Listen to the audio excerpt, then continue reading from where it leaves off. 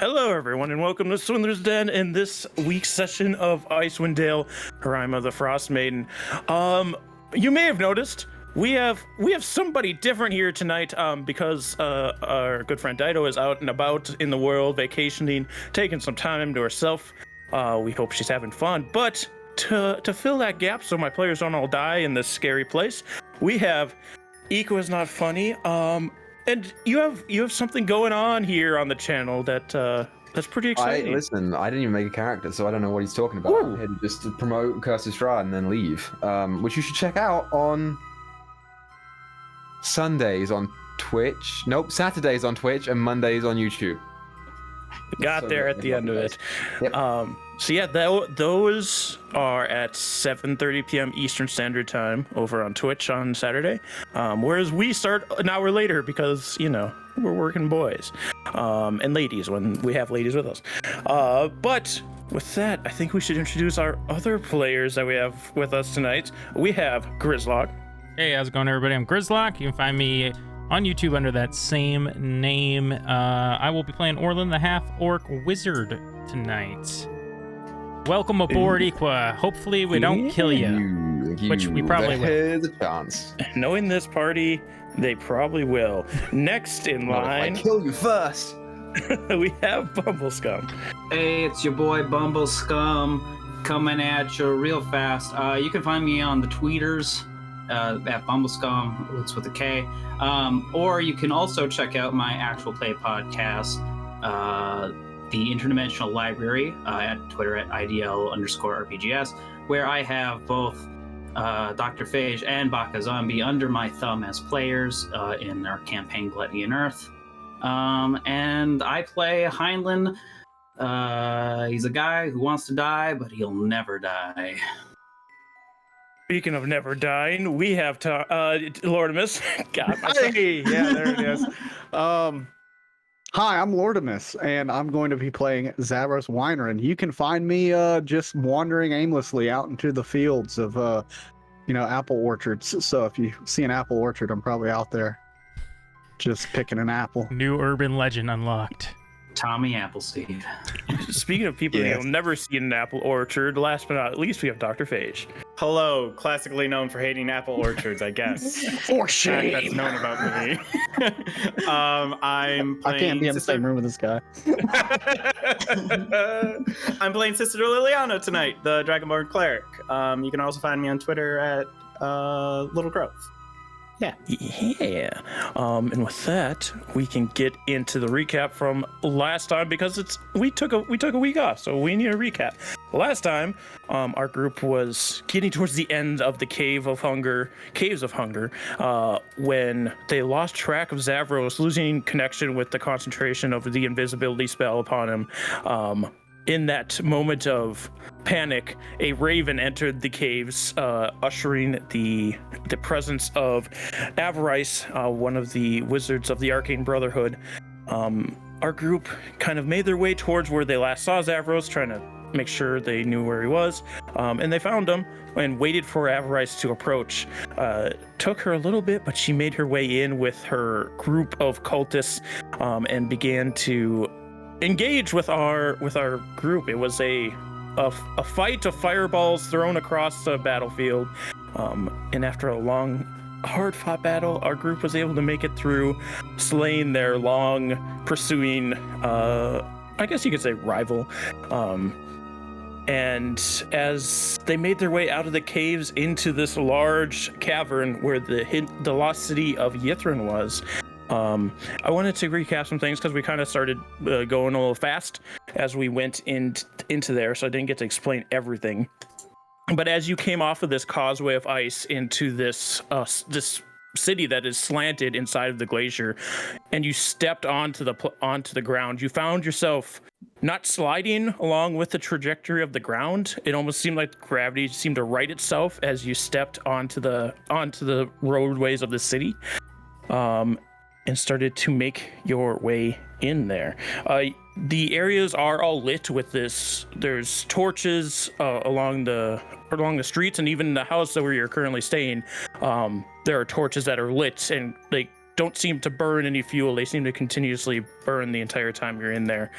Zavros, as he was getting ready, everybody's getting ready to lay down, was visited by the spirit of his sister, who bestowed upon him her hunting knife, which I forgot to tell you before we started, just to make sure you know everything about this knife. It is a +1 knife. If you're just using it normally, you get that possible stunning effect when you throw it.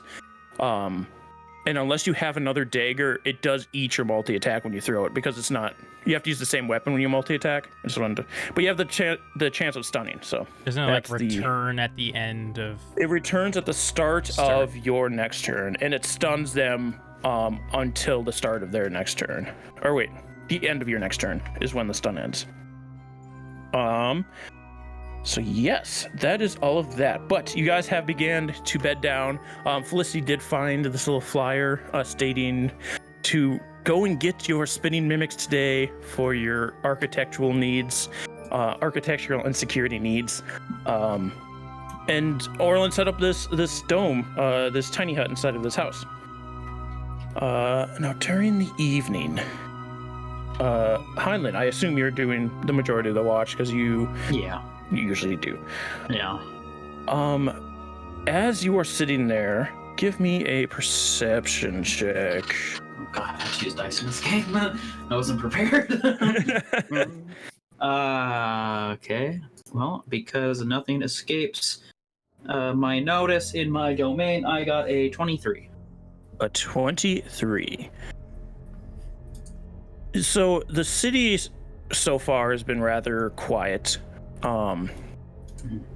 And it's strange because as the night continues on and you're watching over the party, your viewpoint seems to change slightly. Like everything looks like it's shifting downward as you're watching stuff. And it's not before too long that it's not that everything's shifting down, it's that you are growing. If you recall back to Felicity's identify of this spark that you found within inside this giant spear in the cave, it was to make you grow. At this point, it's about 4 hours. No, wait. Why can't I write correctly? Okay, cool. Yeah, so it's only an hour in, and you're starting to grow pretty rapidly. You currently are a foot taller than your normal height. Ooh. I think I was like a solid 5'8". I think you were 5'11". At least the Roll20 character sheet said you're 5'11" to start. Oh, does it? Mm-hmm. I knew I wrote it somewhere. I could not figure it out. Okay, yeah, we'll go with that. So now I'm about 6'11". Mm-hmm. Oh, jeez. So like I can probably assume this is like I don't know. I guess I would link this to be because of the growing thing that like came inside me, but like just to be certain, like that it's not just like an enemy playing tricks or something. I am gonna like take kind of like a perimeter check as I'm like getting used to these, getting used to like ranges that my limbs don't normally have, and I might like stumble at first trying to like right myself, but thanks to this my enhanced cloak that Felicity gave me, I'm like righting myself a little bit better. I'm handling it better than I would have like training wheels. How are you just staying inside the house where you're doing this perimeter? I'm going to go check the window. Are there windows in this building? Windows. I want to go start checking like the windows of the house or of the building just to like see if I can't see anything outside. Yeah, so outside you don't see any movement or anything. You do see there's like narrow alleyways in between these buildings, and the building you're in it's a house, but it's placed like on this town square almost, with this broken fountain in the center of it, and there's like wreckage from different buildings that have started to crumble down. Even the one you're in, it's standing, but you can tell it's been sturdier in its past. Considering this city apparently fell from the sky, Yeah. probably a lot of damage throughout the city. Okay. If I'm not seeing anybody or noticing anything, then I'll probably confirm to myself that it's this thing. Can I like, I don't know, do any kind of like Arcana or do Any- another perception. do another perception? Mhm. That's a 15. You're so the identify, Felicity said you were gonna grow, but you weren't sure to what extent. You know you're still growing. Like you I can know I'm still feel growing. yourself continue to grow. Okay. The moment I feel like I'm too tall gonna start getting to be too tall for the building, I will step outside. Yeah. You go to step outside and you're like at this point, after another hour, you're up to 7 foot 11 inches. Okay. Obviously now that I'm outside, I'm trying to like keep it. As much as I'm growing, can I try to do a stealth to make sure like I'm not too unnoticed? Or Yeah, you can do stuff disadvantage. Yeah. Well, I'm always at disadvantage. So that would be 11. Just to yeah. as a baseline of like, I need to like keep it cool because I don't want people to like. Yeah, you kind of like catch notice of me. duck into an alley to try and like stay away from any prying eyes. And at one point you do hear like some like rubble begin to fall as maybe something that's scampered away from you, but like, and you're trying to duck down, but you know you're still growing. Yeah. Oh gosh. I don't really know how much there is to do about this. I'm gonna. Do I have like an alleyway, like any like window sight line from the alleyway into the inside? Yeah, there's a smaller window that that looks into the what have been the kitchen area of the inside. So, and they're inside of a tiny hut. So even if you were looking, you couldn't see them. You know where the tiny hut is, but you won't be able to see them from the outside of it. Okay. But you can like kind of get visual on the room that they were in. I just want to make sure I'm still like keeping somewhat of an eye. I feel like there's not much I can do. If I ever feel like I'm going to be too big for the alleyway, I'll move out of it. But I just need to keep sitting down and keep watch the best I can. Okay. So I can like, rest my spirit. All right. Yeah. You are going to continue to grow through this entire rest. Okay. So unless there's anything you want to do, we can go to the end of this rest. You will have to move to the front of the house at some point. How tall is the building? The building itself is, I want to say 25 feet tall. Like it's a 2-story. 2-story. So you can still use it as cover for the most part. We'll see how big you are once everybody wakes up. Okay. Yes. Oh, okay, that's good to know. Because if it was going to start getting too big, I was just going to go and rest on the top of, use a different building as like a chair. Mm-hmm. But if I can still kind of try and keep low on this, then I'll stay low. All right. So unless there's anything you want to do, we can come to the awakening of everybody. The awakening of everybody. Consciousness finds you. As much as this seems like a problem, if I keep growing infinitely, I don't want to disturb their sleep because I know it's going to be a shitty day ahead of us. Mm-hmm. So everybody gets their long rest. You see Heinlein is not in the building with you. Actually, do I does my stuff? Your stuff grows with you. Okay. I will. No, I don't want him to. I was gonna say I will play my bird bus because that'd be kind of interesting to like be scary as fuck for them to wake up. My question is how much of his stuff grows with him, because if his rations grow, we will have a fucking feast. What rations? Oh yeah, you're dead. Let's take any gold he has. From having to find that out. we'll smelt down, turn into new gold coins. I can let me look at because it says. I mean, I imagine if something armor and clothing you are wearing and weapons you are carrying magically increase in size with your growth. Yeah. No, I'll just silently sit in front of like the next building over, Right. watching over.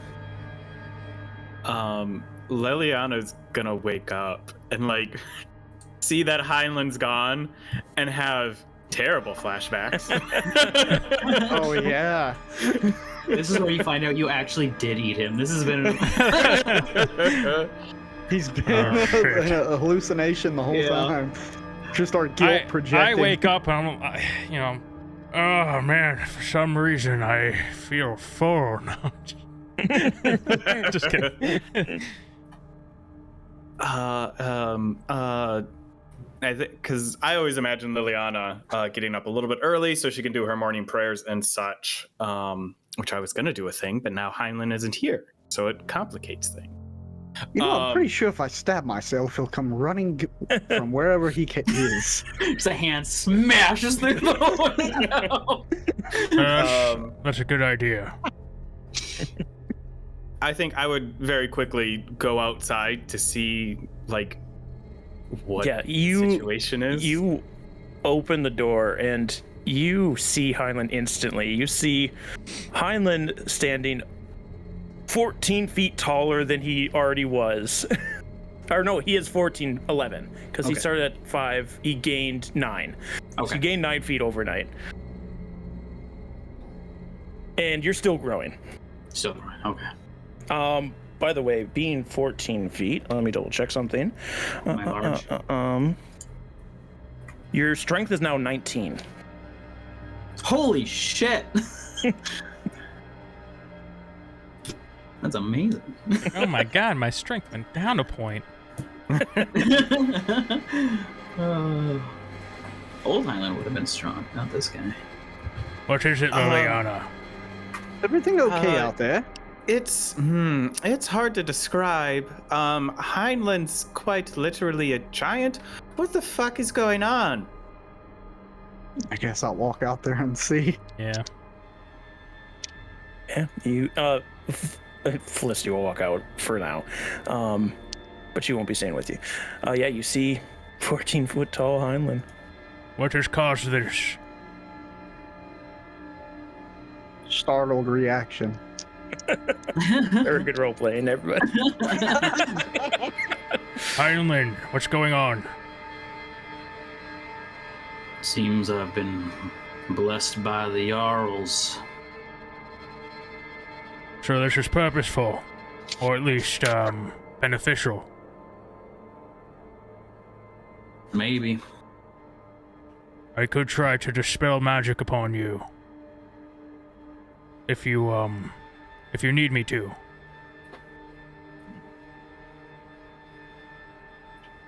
Unless you think this is gonna harm the mission in any way. I don't really see a point otherwise. Well, we definitely aren't sneaking up on anyone. I also don't know how many buildings you'll be able to go inside now. Well, if I keep growing the way I have been, I assume I'll be able to just peek right into every single building here. Step on them. But, like, what if we're not near a window? I don't think that's going to be much of a problem. He might be able to make his own. Ooh, does Gel, if you summon Gel, what size is he? I summon Gal, Oh and I imagine that means he's also 1411. He might be. I don't think it. I think because it's based off of you. It's based off of me, yeah. Yeah. That's why he uses the same kind of weapons. Giant Gal would also appear. Yeah. Oh, Now we have 2 giant beings in the middle of the open. it's kind of cool, to be honest. I'm not gonna lie. Is it possible to like? Never mind. Don't want to Would know I where be I was going. would I be considered large at this point? Or I'm trying to large? decide if you're huge yet. I think you're just large right now. Okay. I just want to know like what the reach. Because as it stands, I mean, as long as I imagine I'm gonna be. How proportionally, do I think the spear, when we first found it, would have been proportionate to me right now, or do we think I would be bigger or smaller to use the that? spear, it seems like it would have been for a larger creature than you are currently. My hunch is that it'll stop growing once that spear becomes the normal size. Instead of the spear shrinking to its user, the spear makes its user grow to it. So I've had a few hours to mull this over. It looks like you were growing while you were mulling over. Yes. All right. Nothing else no one's noticed. And I guess let's continue on with our mission. Yeah. Oh, I think I'm gonna stay here, in this house. I got some things that I've been thinking about tinkering on, so you go ahead and come back for an old lady when I say to.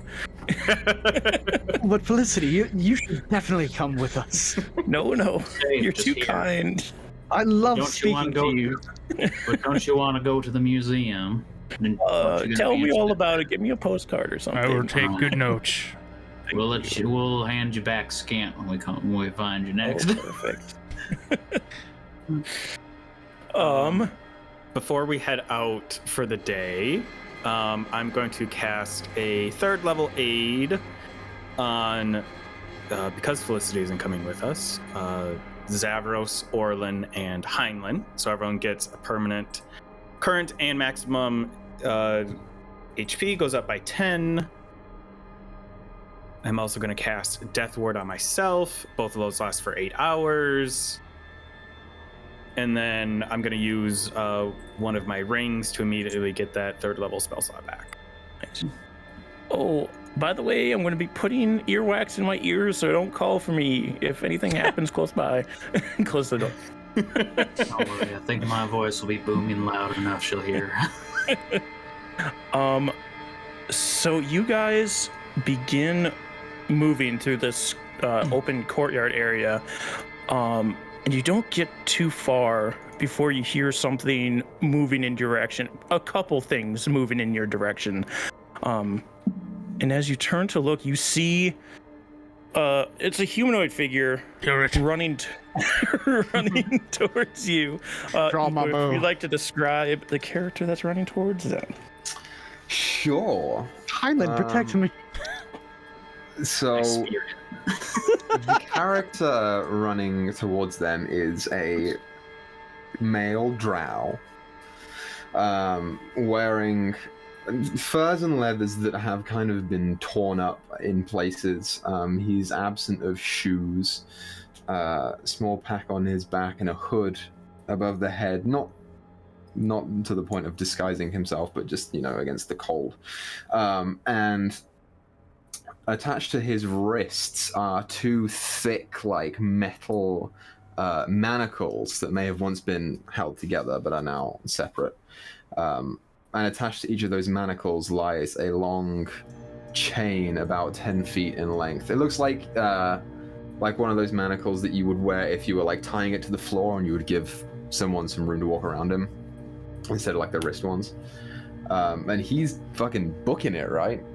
Yes, he is. And he's he runs towards you and clocks the group of you and kind of makes his way right at you and skirts just behind you. As from behind him, running into this courtyard, come 2 large mechanical constructs. They have a helm much like 3 does, but coming from the helm, one of them has 2 horns that swoop downward, and the other has 2 that go upward. Both of them, they're metal pieces. It almost looks like it's separated into the muscle groups, and Orlin would especially notice this because they have the pectoral plates. Then there's silver lining. Pectoral plates. Yeah, you do. Orlin always looks for I those always pectoral notice plates. that first. You've seen human muscle groups before. Oh, gotcha. You Oh, see, yeah. I've each- seen a lot of pecs in my time. I'll tell you what. Remember, out of all of us, Orlin has for sure seen pecs. And there's 6 for where the abs would be. Uh-huh. But even stranger still, the bottom half, unlike 3, who's bipedal, they have almost an equine-like body built on the bottom of them as they rush forward. And you can see these huge, gripping, claw-like feet that crash into the ground and like keep them upright as they rush towards you. One of them seems to be carrying this like really long green spear that almost seems to flicker as if it's not made of a solid material, almost if it's made of some kind of light energy. And both of them, where their right hand should be, there's this large, to you guys it would look like a cannon, but you can see like it's not solid all the way around. You can see the inside parts of it where there's these piston-like mechanisms where the end of the barrel would be. And as they both rush towards after this person that has ducked behind you, behind them comes a skull floating through the air, and you can see like wisps of smoke coming off of this thing, and there's symbols that appear over its head as it moves, and they kind of twirl around its head as it comes after them. As they get up close to you, they both stop and point these cannons at all of you. Halt, state your business here. Hold on, quick, rate my pecs. 3. What's our business? I'm gonna step forward, making sure that 3's medallion is visible, because I assume it has like some Yithrin symbology on it as well. But if nothing else, like, and say, we've come here to visit the museum that is here and better learn about Yithrin society. We come here with Yithrin Defender 0003 as our escort. As you say this, first off, give me a deception. That is what we're here for. For the most part. You are also looking for the Mythlar and a Lich's book.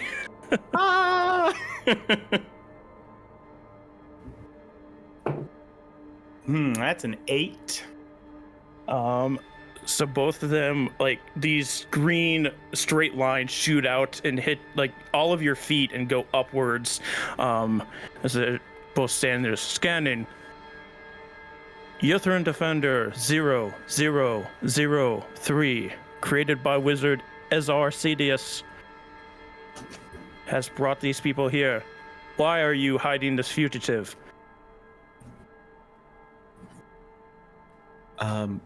You mean the guy that just ran by us and is currently cowering back there? You can have him.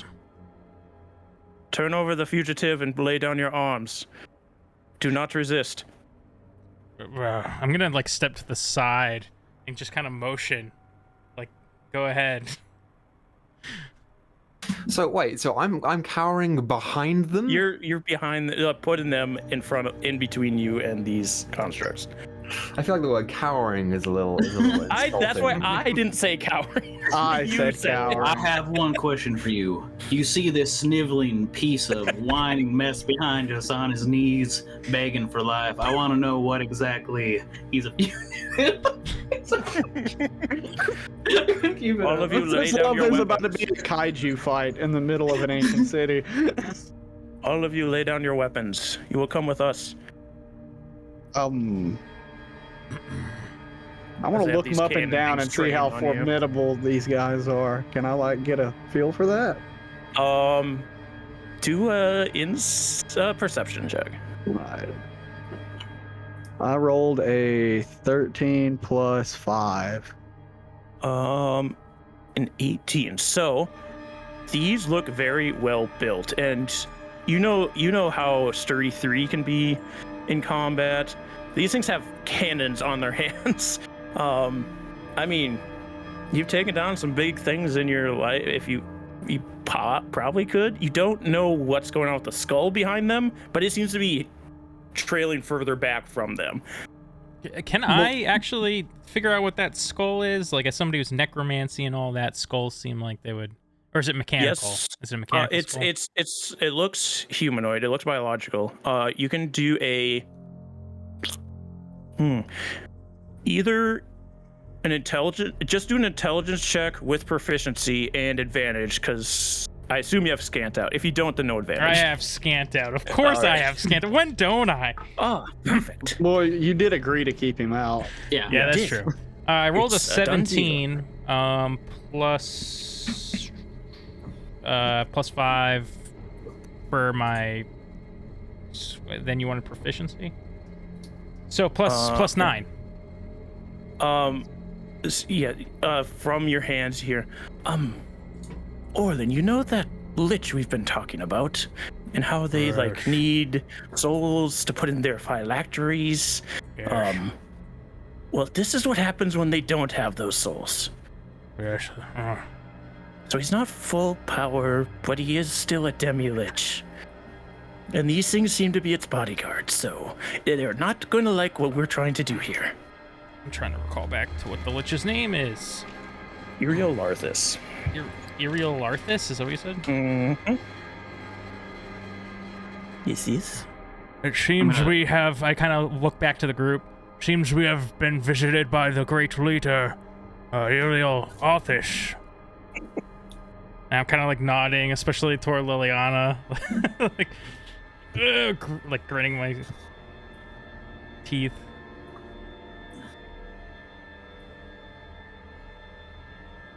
What? Liliana's gonna cautiously set down her mace, because that's also not her most effective weapon, so like whatever. But as she's doing though, is gonna ask, what are we being detained, and what crimes are we and this person accused of?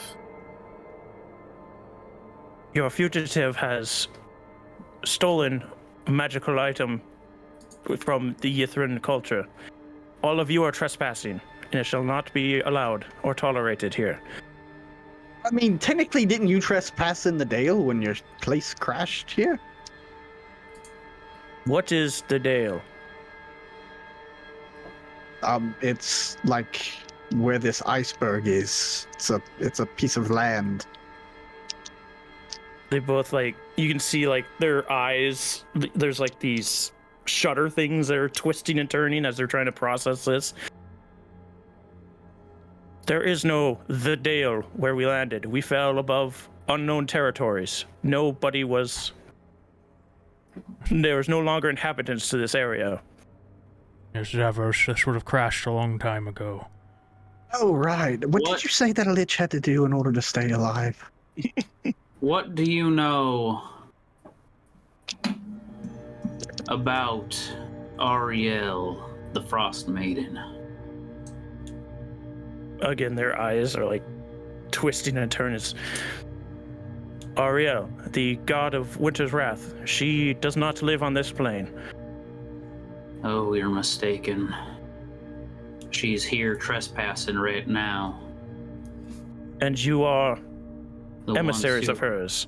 No, we are here to hunt her down. We shall handle this. You come with us now. You know, actually, in all your great infinite power, I know beings like you require fuel. By the way, before you continue with this, because I know you're talking to the Demi-Lich has not spoken. It's just these two constructs. I'm looking past the constructs toward the. I'd say that if you could find a way to harness the power of a demigoddess, maybe her soul if she has one, that could be quite the power source.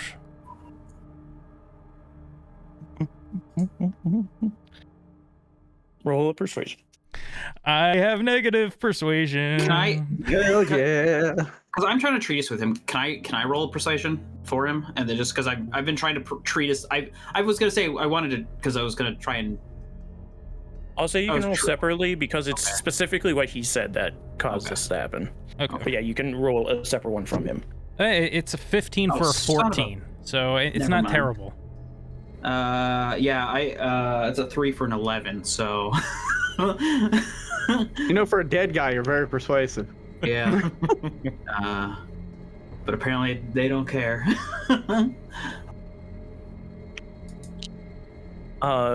They again, the eyes trying to conclude what's going on here, and they both turn, like their heads just swivel backwards to look at this Demi-Lich, and he doesn't have a jaw bone, it's just the top of the head. As these runes are appearing above him, he kind of it looks like a knot as he floats, and it starts to float away, and then both of them just, you will remove this god of winter's wrath from Yithrin. You will not touch anything or take anything, and then you will be on your way. Is this confirmed? Understood. If found tampering with anything of the Yithrin, you will be destroyed on sight. Is this confirmed? Yes. And then both of them turn and start following after the skull. You hear the Holy stomping of their shit. feet. I start touching everything in sight when they're not looking. I Turn around and start blasting. So I started blasting. I'm gonna like kneel down to the drow. Hey, little guy. What's your name? Oh, you're 15 feet tall, right? I am 14 right now. Well, 1411. So Dude, he's I'm like an basically- inch. Just give it to him. I'm like, that's why I kneeled down because I was joking about you being so snivelly. He's slowly getting taller as you're talking Yeah. to him. He is still growing. Cool. What's your name? So I look up, I guess, at your face. I forgot to mention, my drow person has a beard, which is fun for an elf. He looks up and he says, "My name is Severin. That was appreciated for a stranger." You're welcome. What did you steal? I wonder if I'm gonna roll. Can I roll insight to see how trustworthy I can We gauge just saved them your as a life, whole? son. Yeah, which is why I think the DC would be lower. Yeah. But If it like, makes you feel any better. do I feel like they're shady? Yeah, you can Is roll my insight. thing. To be fair, Not we've only really. rolled one deception since the second started. 17. Grizz, what does he get on 17 from Orlin as he leans and says, "What'd you steal?" Maybe, yeah, 17's really good. So I'll say that maybe I'm thinking there's a specific item that I'm hoping he either did steal or didn't. Like I'm specifically asking about a certain item, so. I didn't steal anything. I found something in the rubble. So if you're inquiring about picking something from a specific place, I'm afraid you're mistaken. Did you come from the drow that were looking for this?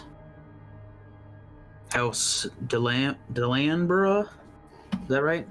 Mm-hmm. Yeah. I know the name. I'm double checking my notes because that's not where I'm from. I want to say. It shouldn't be. No. I hope not. You want to live. It's like, I really fucking hope not. that was the name of the house that we yeah. Yes, do not do that. No, I'm not from them. Actually, I've got a slight vendetta against them. I'm looking for a drow. that Oh, we belongs to killed- that house. We killed a few of them that belonged to that house about, I don't know, yesterday. Yeah, yesterday they were looking for this place, so there might be a drow envoy coming here shortly.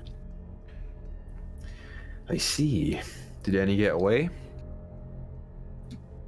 No. Not the ones that we encountered. Yeah. They tried, but they were a little too incompetent, couldn't get themselves up a tunnel. So, are you going to share? What was this item?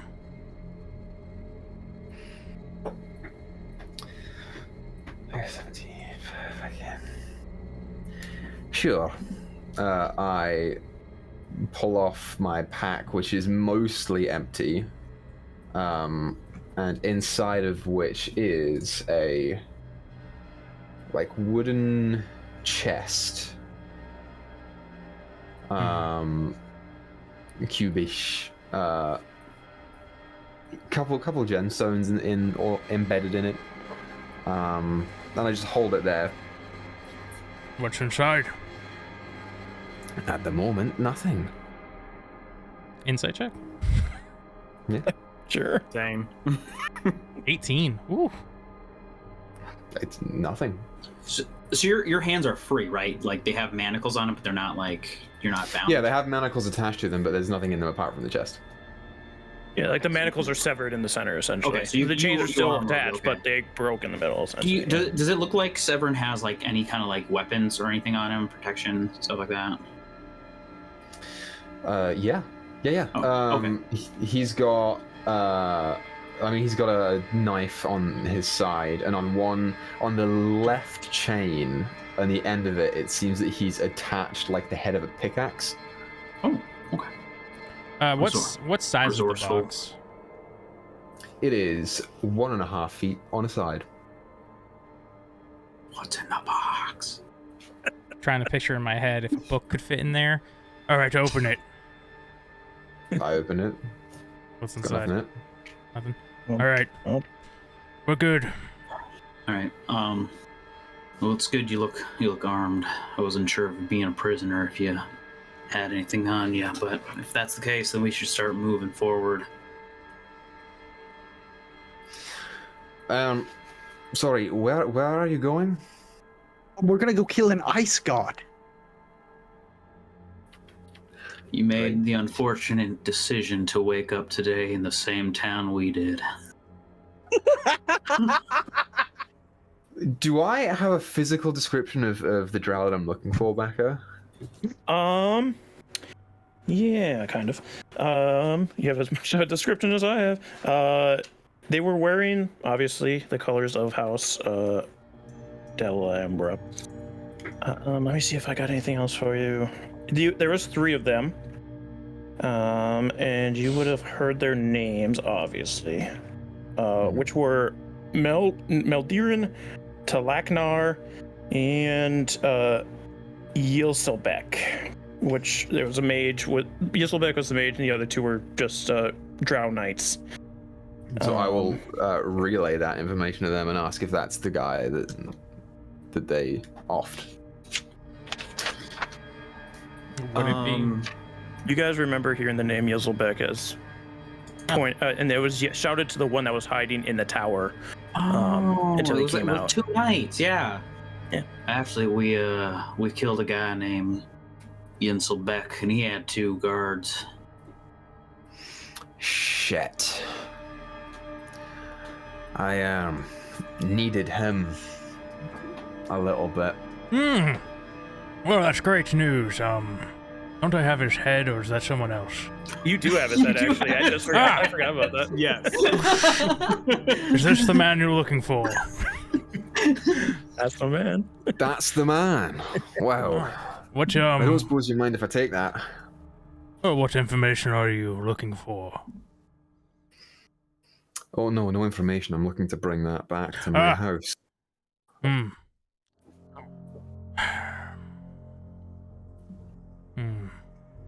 see. If we had to give this to you right now, you would just leave the campaign. Like, no purpose. Well, that's a great question, Mr. Man. No, because I'm looking for a way to escape the city, and I have a sneaking suspicion that I'm probably going to run into more constructs. So if you wouldn't mind, strength in numbers and all. Well, actually, I know exactly the way you should go to get out of here.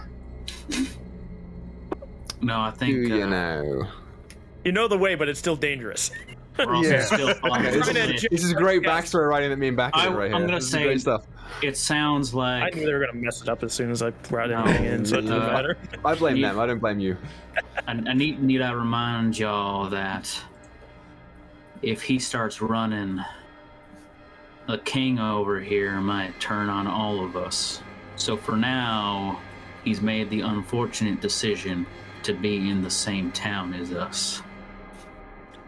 And if you need to, you can always get the info you need from Mr. Severin here if you give him the head of Jenselbeck.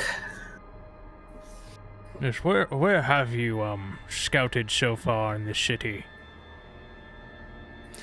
Not much. I have been. Where have I been, Baka? Mostly here hiding. Mostly here, hiding. Come across any other artifacts? Well, this is the main one. Do I know of the museum here? You've seen it from the outside. You haven't gone in yet. I will note that you didn't go in because you saw movement of Nothics inside. Right, so, I am aware of the location of the museum. I'm aware of its premise, which is that it possibly could have rare magical items inside, but it is guarded, so it was not worth my time to go in alone. If you'd like to pilfer it, I would be willing to help, as long as I get a portion of the cut. No, I don't think so. Well, then I'll be off then. I'd rather not have this, demi-lich come after us. Our intentions are to kill the queen. I see. How did you arrive in the city? Well, I'm double checking my notes because I don't remember exactly when. No, I do remember when. I was actually brought here against my will by that same drow who left me here. Assuming that he was still alive, it was my intention to behead him and bring his lifeless corpse back to my house, but it seems that you've done that already for me. So I'll be looking for an exit, but there should be... anything else I can find would be better to bring back. Let me be more clear. What path did you take to get into the city? And the glacier itself? It would have been the ice causeway. The ice causeway.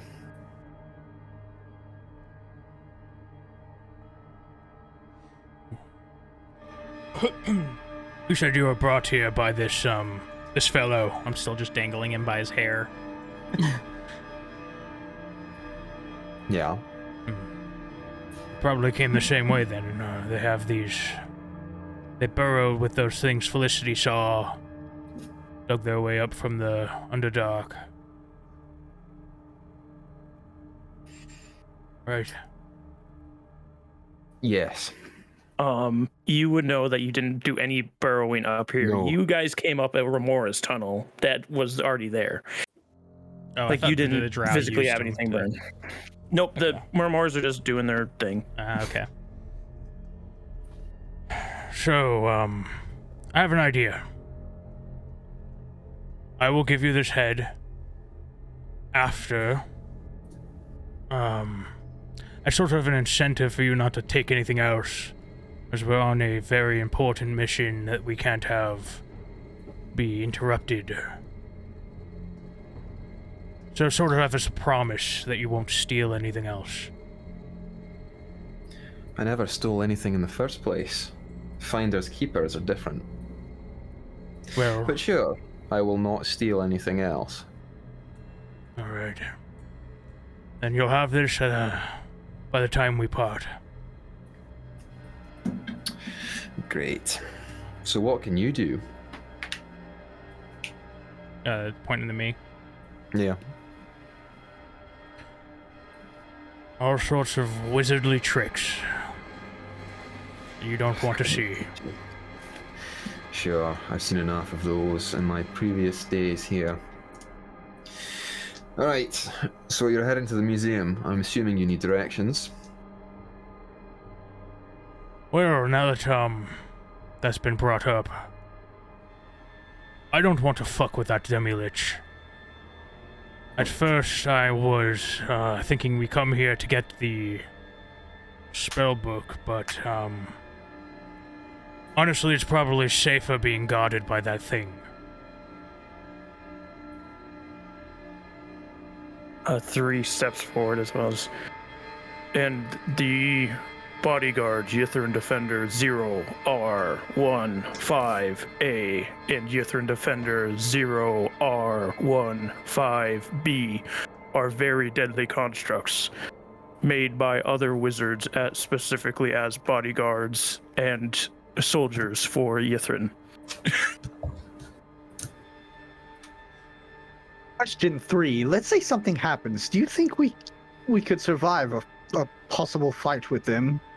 You all are Hypothetically. very formidable. Hypothetically, running tests, chances are 2 and 5. 2 in 5. Good odds. Well, let's go find those gods. Right? I think most of our encounters have been 2 and 5. So is it increased because he's larger? Pointed Heinlein. Possibly. They were made without sympathy, unlike my brother 3 and I. They were made brother only 6 and I? for protection. You just said my brother 3. Yes. 7, Sorry. 7, I 6. disrespect the dead. Disrespect the dead. I already deleted him from my memory bank. It's like, All right. sympathy like us. I disrespect.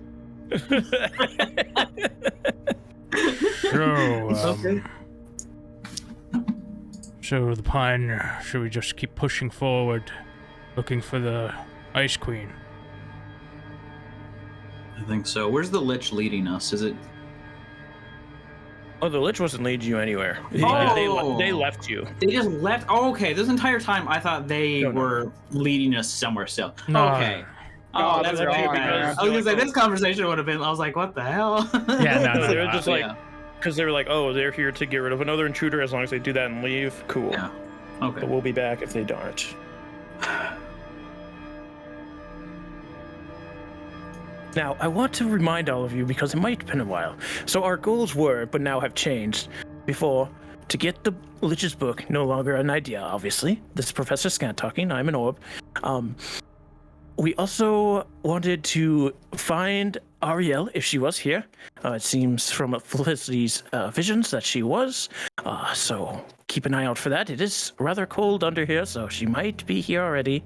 And 3, to find the Mythalar to reverse the weather effects that Arya has placed upon these lands. Sure. So the Mythalar was created here in this city. It was created in Nethril, which is the country the city was a part of. They used them to fly the cities, but they're very powerful Alright. objects that can interact with the weave, you know. So likely right. we should check the museum anyways. Well, It might have information. It might. Museum probably has information. I'm wondering if they use the weave, or they use this thing to fly the ship or the city. Then that probably for sure is not in the museum. It'd probably be somewhere important. I think like it was the at the base. giant fiery orb we saw as we entered the city underneath the tallest tower. That's what I was Yes, thinking yes. as I'm looking at the map here from a 3/4 bird's eye view. So we don't even need to go into the It's so museum. large now. We know where it is. Possibly. But we gotta kill Ariel first, I think. Well, that'd be She funny if might it was the even be one there. session that Dyto wasn't here and we just fucking killed her. Well, I mean, there's a good chance we go to the Mythalar and then Ariel shows herself to try and prevent us from getting the orb. Or the Mythalar. Perhaps I mean, we just even if we change the environment, couldn't she just change it back? But yeah. That's why you'd have to do both. That's why I'm wondering That's if... why we have to do the first one first, yeah. But I'm wondering we could if at she would... least go to the Mythalar and secure it just to make sure nothing... It'd be a shame if only one of us was alive at the end of that fight and they got to the Mythalar and it was a Nothic. I know everything that they're talking about right now. What do I not know about what they're talking about? The majority of it, like you've seen this giant orb of light in the city. You heard the other drow talk about this powerful object that could interact with the weave. They didn't call it a mythalar like all of them are, but you've seen this thing as you enter the city. It's underneath the tower that's in the middle of the city. Hmm. So you know where this light orb is? Yes, we saw it when we were entering, correct? Looking to the rest of the group. Yeah. Okay. So that's where you want to go first in the attempt to attract an ice queen. Goddess, yeah. If nothing else, then make sure there's nothing else lurking there and we can just go to there smoothly after. Okay. Here is the problem, however. We take the Mythalar and there's a chance that our demi-lich friend is upset.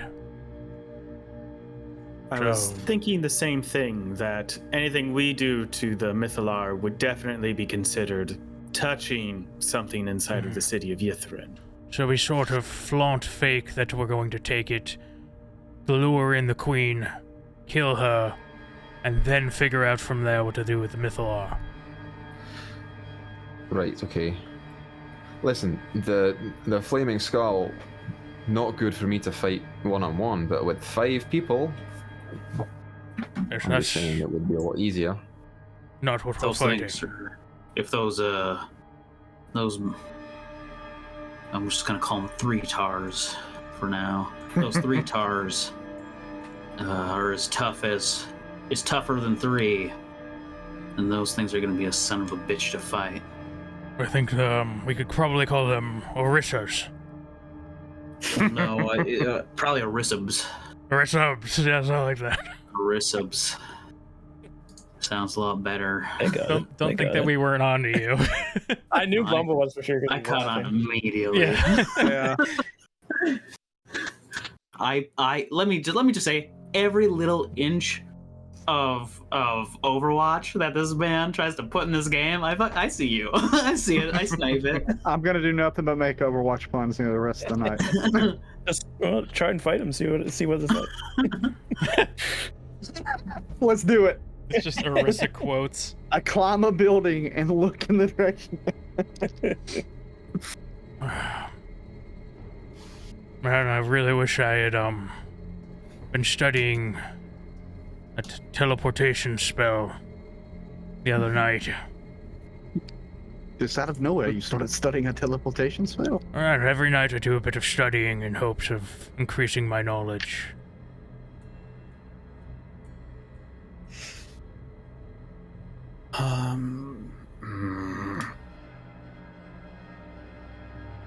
So, gang, where do you want to go?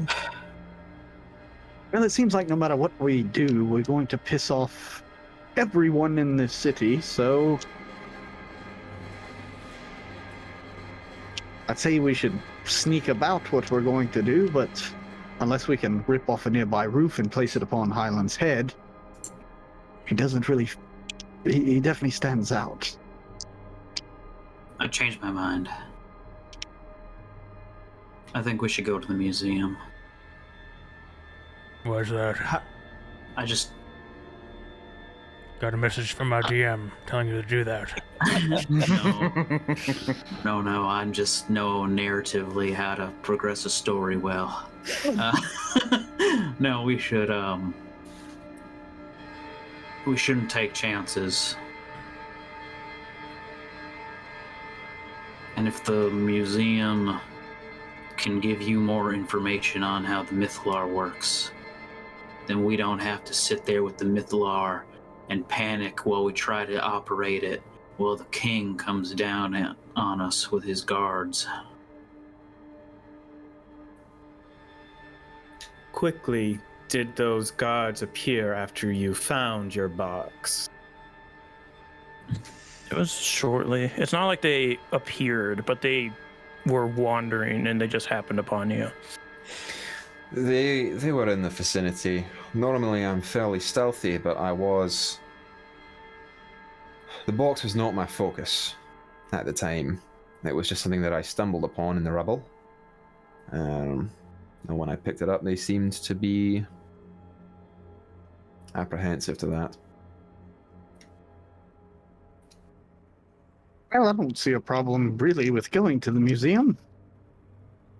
Seems like no matter what we do here, we're going to, if we get caught, we're going to be in trouble. Yes, it also seems less like a case of omniscience by the Demi-Lich and their guardians, and more a case of bad luck of them being in the area when Severin here was discovering things. Plus, we stayed a whole night here. They didn't even know we were here till he came. I'm assuming there are artifacts all over the place. They just seem to be, more receptive to when they get moved. Visitors aren't quite so bad, which is why when I was being dragged down here, they didn't really pay much mind.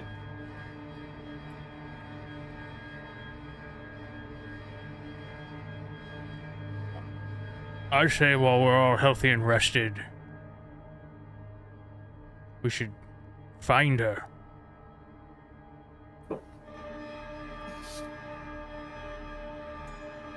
Maybe she's at the museum. Could be. Does anyone else have it handy in their notes or whatever? Why does she come here? Why do we think she comes here? Like, we know we've seen her come here, but what do we think is here that she gets off on or whatever?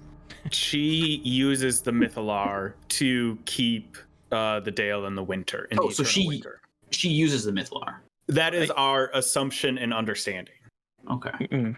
I think it's also been mentioned that she is kind of just keeping things here too, almost like a dragon would. Okay. Yeah.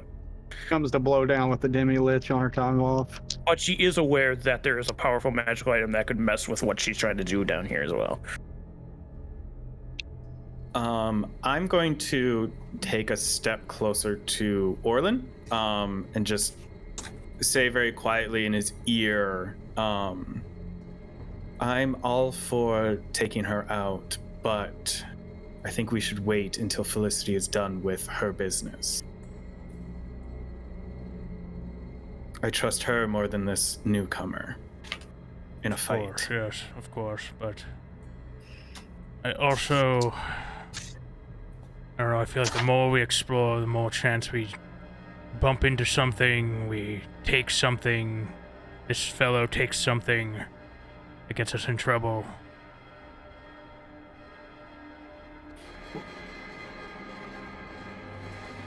Oh, it seems that we're thinking either the museum or right to the Mythalar.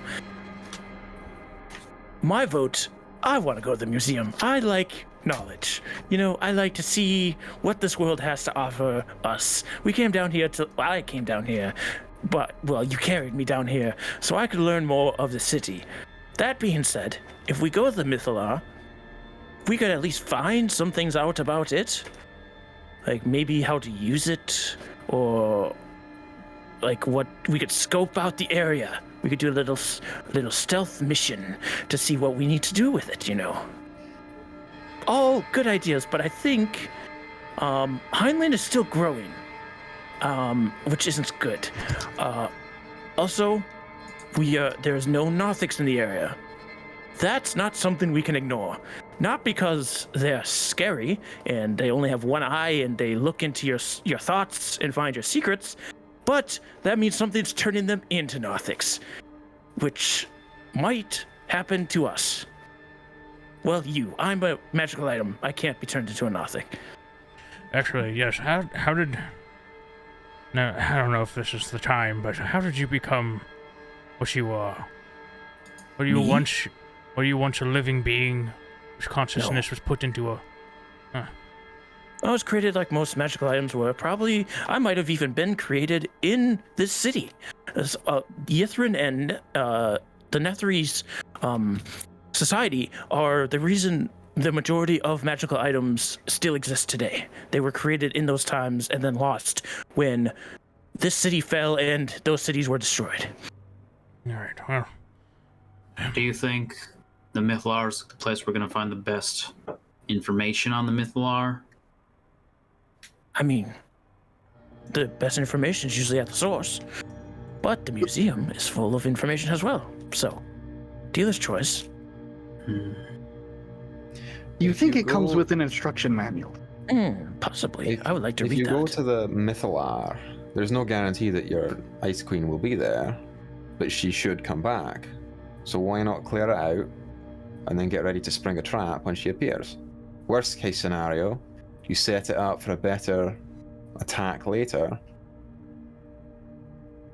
Worst is that you find her now. See, I like the way he thinks. We also likely, if I remember the layout of the city correctly, will be passing the museum on our way to the Mythalar, so we can see how dangerous that looks. Not that we need to go inside, but can also do some reconnaissance as we pass on our way. I can do it for you. No. Fine. That's literally my skill set, but that's fine. Sorry, it's just, really don't want to have to fight that thing on your behalf. I've no offenses taken on your part. I understand completely. Fine. Oh, where are we going? I suppose the museum. Let's... I was going to switch my vote back to the Ah, Mythalar. Mythalar! Let's go to the The Mythalar! museum's on the way to the Mythalar, so Yeah, I think you yeah. gotta check it out. We can look We're in the heading in that window. direction. We can look in the We'll go window to on the way. both. Let us head to the center little- of the city. Little window peek. So you guys start Some to window move down the shopping. streets towards the center of the city. It was like 30 minutes of talking about it just to be like, yeah, we'll see when we get there. I will also say, all the way back to Orland's intelligence check on the Demilich, you were more concerned with the nature of what this thing was during that time. But you thinking back on it, you recognize these smoky runes that appear over its head, and the skull wasn't on fire, so it wasn't a flaming skull. It was just like smoke was coming out of it. But you recognize the runes that were appearing above its head. They would like appear, then draw back. They each represented each school of magic. So you'd see like a necromancy one and an enchantment one, and you saw all of them as they appeared. Highland, you're a foot taller. Ooh. So you're up to 1511. 1511. And you start to go. As we are moving through the city, I'm gonna need a couple checks from people. Ooh, So what is first it? and foremost, I need a D100. Ooh, can I do it? Yeah. Or can I do the 10 and someone else do the... Yeah, if you want to do the 10, somebody else do the 1. 40. I'll do the 1. Oh, sorry. Oh. Oh, No. you said the 10. Okay, never mind. You go for the ones. Sorry, I thought he needed the 10s. Yeah, so Tommy, you do the 1. We Wait, got a what? 40 for the 10. Oh, Chris rolled the 10, then you got Okay, a 40. because so you I was like, I got a double 0 on the 10. no, we should go with that. Okay, I got wanna go with the 0 Johnny's double on the 0? fucking 10. Okay, you got a 0. So Yeah, 40. so you guys You saying move that you would have gotten unimpeded. a 100? He got a 40, and then Tommy got double zeros, and then he switched it to the singles and got a 0. Yeah, I did like... Regular zero. So 40 is what And then we I got a ended up regular 0. Fucking max zeros from Tommy. Should let him roll. Hell yeah, man. rolling. So you move through the city unimpeded, but I do need a Constitution saving throw from everybody So like, why? Whew. Rolling for fun. Good tonight. 3 does not. 3 does not need to make this save, but everybody else does. 18. 18 good. 16. 16. Only a 10 for Liliana. Only a 10 from Liliana. Is this a disease or poison? Magical disease. I got a natural 1 Very cool. I mean, Okay. for a 3. I got a 24. All Hold on. Actually, I need to make sure this is on right. This is my good die too, dude. Why would you do it? Yeah, 24. All right, cool. Just write some stuff down for myself. And you continue on. Do we feel any effects of this failed, potentially Constitution saving throws? Not yet. Okay, cool. Just asking. Yeah, you'll know. You'll know. I mean, So you start to move. You wind through these streets, and it's very well laid out, so it's not too hard to get lost, or too easy to get lost. Sorry. But as you come upon the area where the museum is, and both 3 and Severin are able to lead you through this, you see damn it, I hate that they use big words for no reason. A hexagonal building rises up before you, crowned with a glittering domed roof. A double door on one side stands slightly ajar. You can see like there's a staircase that leads up to it, and there's like the stairs are cracked in places, and some of the pillars outside had tumbled over. But the building itself seems pretty well intact, especially that domed roof that you thought would have collapsed on an impact, but it seems very well put together from the outside. Is that roof made of glass? Is it see-through? It appears to be made of stained glass, so it's not see-through. I can hoist Severin up there. Probably. Oh, there's no. How tall is it? I can climb. The building itself is 30 feet. It's a really big building. Oh. I could make that. But it is stained glass, so it's not easy to see through that.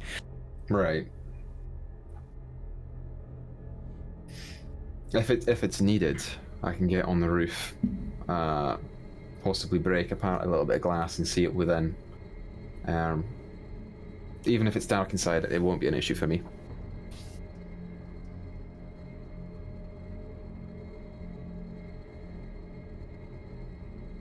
Heinlein, do you see any trace of our friends? And I would be looking around for any indications of the Demi-Lich or their bodyguard. Yeah. Do I Do a perception check. Mostly asking because Heinlein's like 20 feet tall. Yeah. Do I get advantage for being? No. That is a 23 for Liliana. Just an 18 for me. Neither of you see or hear them. Okay. The constructs, that is. The Demi-Lich doesn't make much noise.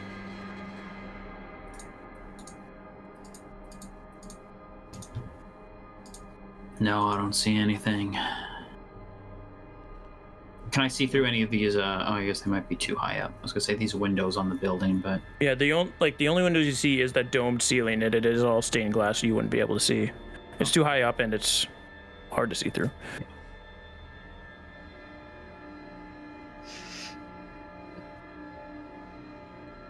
I can always go and peek through the front door. I'm just torn. What is our goal of going in there?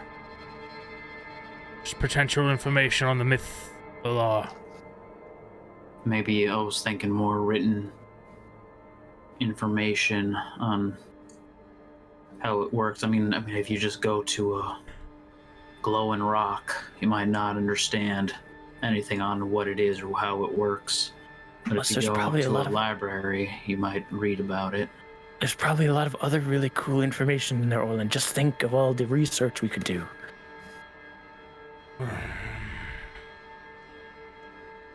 Are you looking for a specific item that's in there? Nope, Okay. not anymore.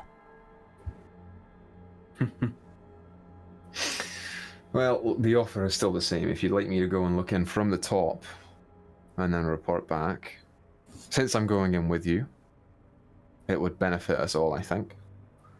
I don't see there being a problem in that. Don't touch anything if you want your head back. I take 10 feet back from the wall. I'll try to remember that. And then I just run forward and run up.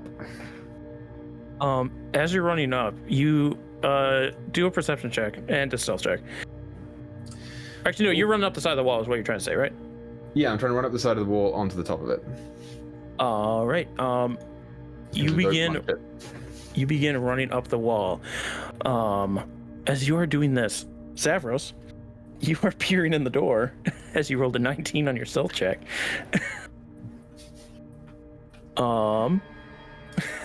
Yeah, you have advantage. You make it up there. You're not noticed as you get up there. Well, good, because that was a better. I rolled a 2 on the other roll. Yeah, everybody's watching as Severin runs up the side of the building and gets to the top. You kind of peek in the door as nobody's noticed you sneak away towards the door, and you peek inside and you see that there's statues and there's paint. You can't tell what these paintings are that are in these very well built frames. They've decayed over time, but the statues knocked over, and what were glass cases at one point with artifacts in them smashed, and most of the artifacts are gone. And you see, like, digging through all of this rubble, 6 Nothics just crawling around in here, just trying to like dig through rubble to find anything that they can. Yeah, stealth back away. Oh, back away, very cool. Severin, you make your way up the building towards this domed ceiling, and you look down at this different colored glass, and it's not made to be looked at from the outside. You can kind of make what the pattern is, but give me a perception check. The higher DC, there will be a higher DC to see what's inside. Lower DC will get you to see what this pattern is. What is the light situation in here? Higher up it is dim, because there's like flames throughout everything. So like even the building inside has flames in it, so it wouldn't be dim. It would be pretty well lit actually. As long as it's not daylight, I'm fine. Yep, no daylight. You're in a cave. Ooh, that's a natural 1. Yeah, you like again. It's not made to be looked at from this side, and you're so close to it. It's hard to tell what the pattern is. There's so much color, and it's such thick color you can't see through the glass. Is there any breaks in it on the sides or on the top that I can see? No, it seems to be completely intact. Again, very surprising for a city that fell through the ground and created its own cavern. How thick is the glass? Can I gather? You'd be able to punch through it. Do I want to punch through it though? Is the question. Okay, I'll ask you back because this is the thieves' tools, right? Yeah. The thieves' tools include like Catwoman shit where you can like ting ting ting ting ting ting ting ting ting ting. Yeah. Is there any way that I can do that quietly? If you give me a dexterity check using proficiency. Sure. You mean to tell me I've had a glass cutter on me the entire time? So How much glass have you run into? I rolled a 2 with Dex plus proficiency. It's an 11. Yeah, you like go to try and remove some of these pieces, and you can tell it would take too much force to push one out stealthily enough. It would you would have to smash them in and make a lot of noise to do it. For sure. So I will make my way back down. I'll just jump off the roof. Fuck it. I'll jump off the roof and do a roll out, and meet back up with the group. Does Zavros go in, like or a is he video game just character. looking in? He just looked in and then made his way back. You guys didn't even notice he was gone. I'm just standing there. I'm just watching. Oh, there's 6 Nothics in there, by the way. Well, yeah, that's what Severin told us. Yes, they're digging through some shit. Liliana's going to put 2 and 2 together and is going to look directly at Zavros and say, "Don't fucking sneak off in a city where we're wanted by scary construct things, okay?" I figured it was safer than traveling with the 14-foot man. No, because what if those 6 Nothics suddenly attacked you and we didn't know where you were, Zavros? 16-foot man.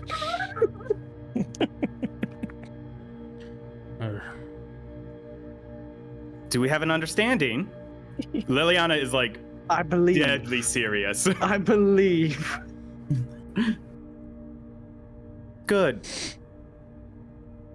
Well, then, if she tries to kill me, will you send me home? Oh, she won't kill you until the job's done. Oh, well, that's good.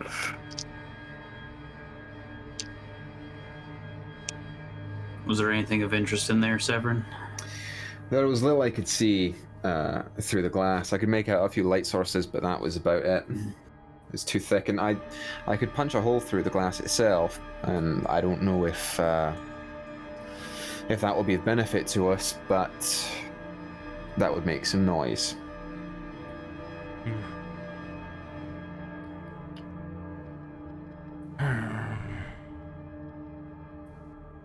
Is it Choices worth you it? Suppose we should just head to the Mythalar.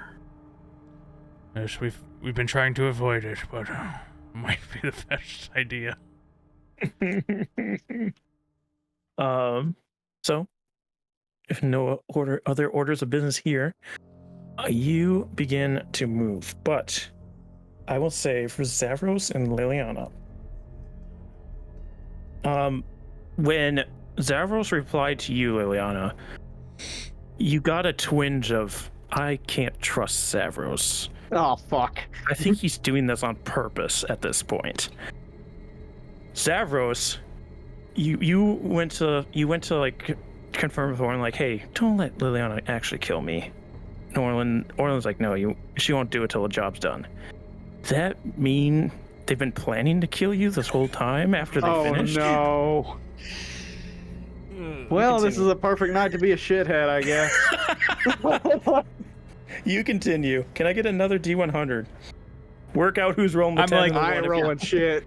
Like, as Avros is like looking back and forth, I like do the throat cut thing as like a joke after our conversation.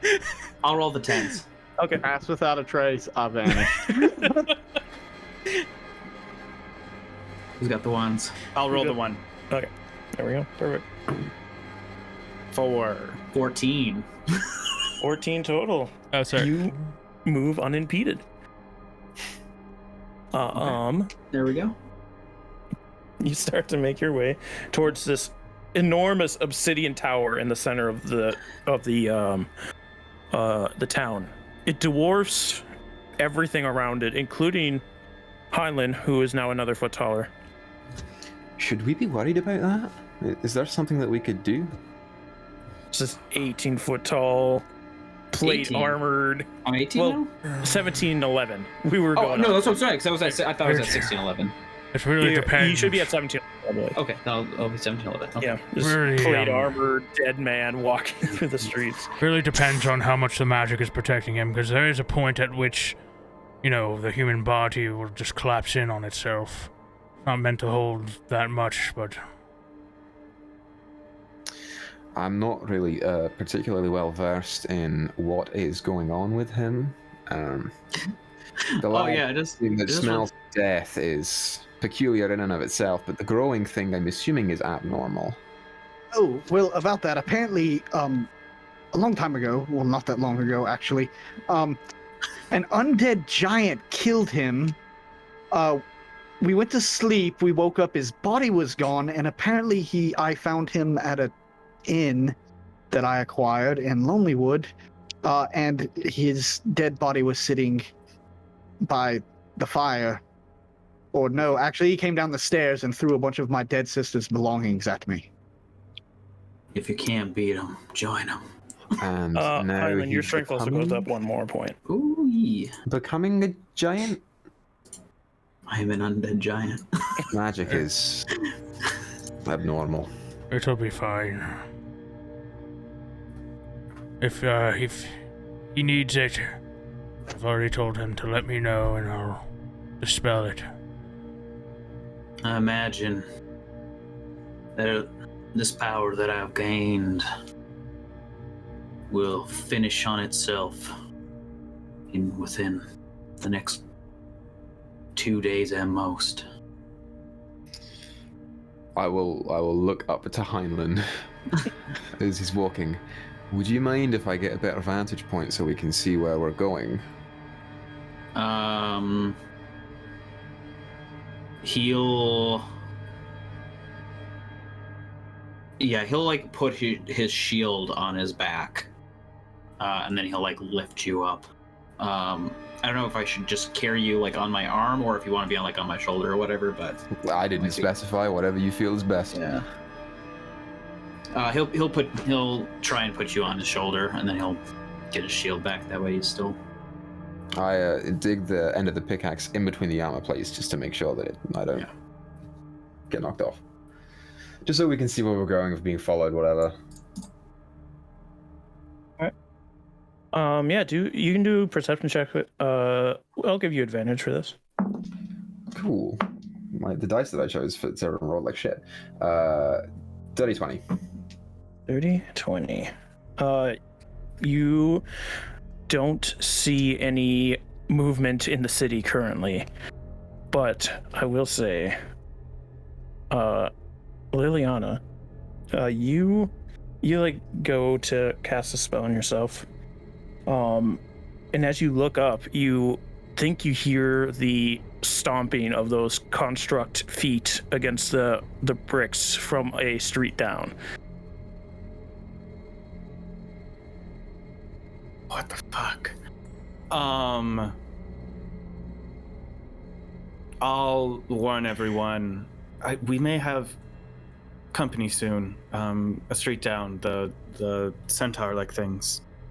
Open my hood up. Severus, you pull your hood up and look that way. Severin, you look that way as well. You, like, there are roofs in your way, but you don't hear anything or see anything moving through the alleys. Severus, you put your hood up and you kind of look that way, and like the buildings aren't far from you, maybe like 10-15 feet, but they're almost blurry to you. Like, you can't see very far.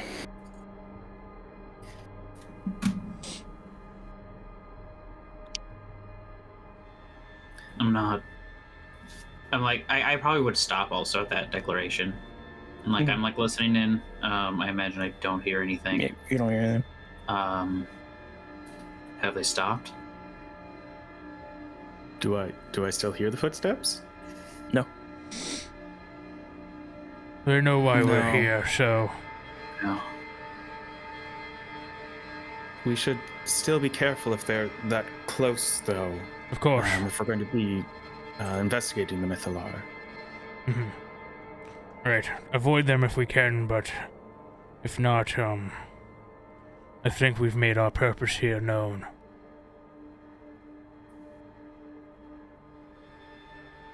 I'll march forward. Continue on. I'm keeping my head on a swivel, both for centaur sounds and trying to keep Zavros in my line of sight as often as possible. Roll disadvantage. I got my hood up. No. Yeah, you continue. This enormous spire, again, made of obsidian. You can tell it's different from Charlotte. It is obsidian. Towers above you, and you can see underneath it, like it's got 4 pillars that keep it up above where the Mythalar sits. Just this roiling ball of light and magic coalescing together on top of like it's another obsidian podium with these spikes that almost reach up to try and keep it in place.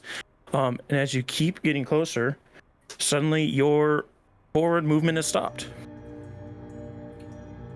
Like as you were about 50 feet from where the pillars would be. Yeah, there's like an invisible barrier there. No.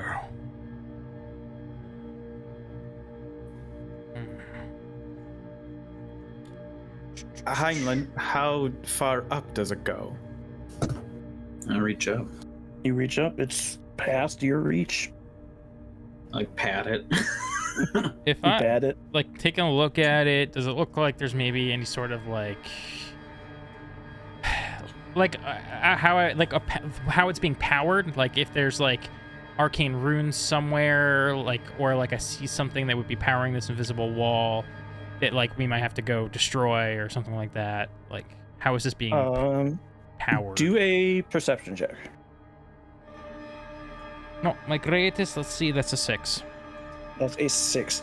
As you're looking at it and as like people are touching it, you see like a wave of force comes out from wherever they touch it. You can see like these hexagon patterns that create this wall that then become invisible again. Wherever they're hitting it, you don't see any like or originating source coming off when the force wave goes through and makes this force field visible for a moment.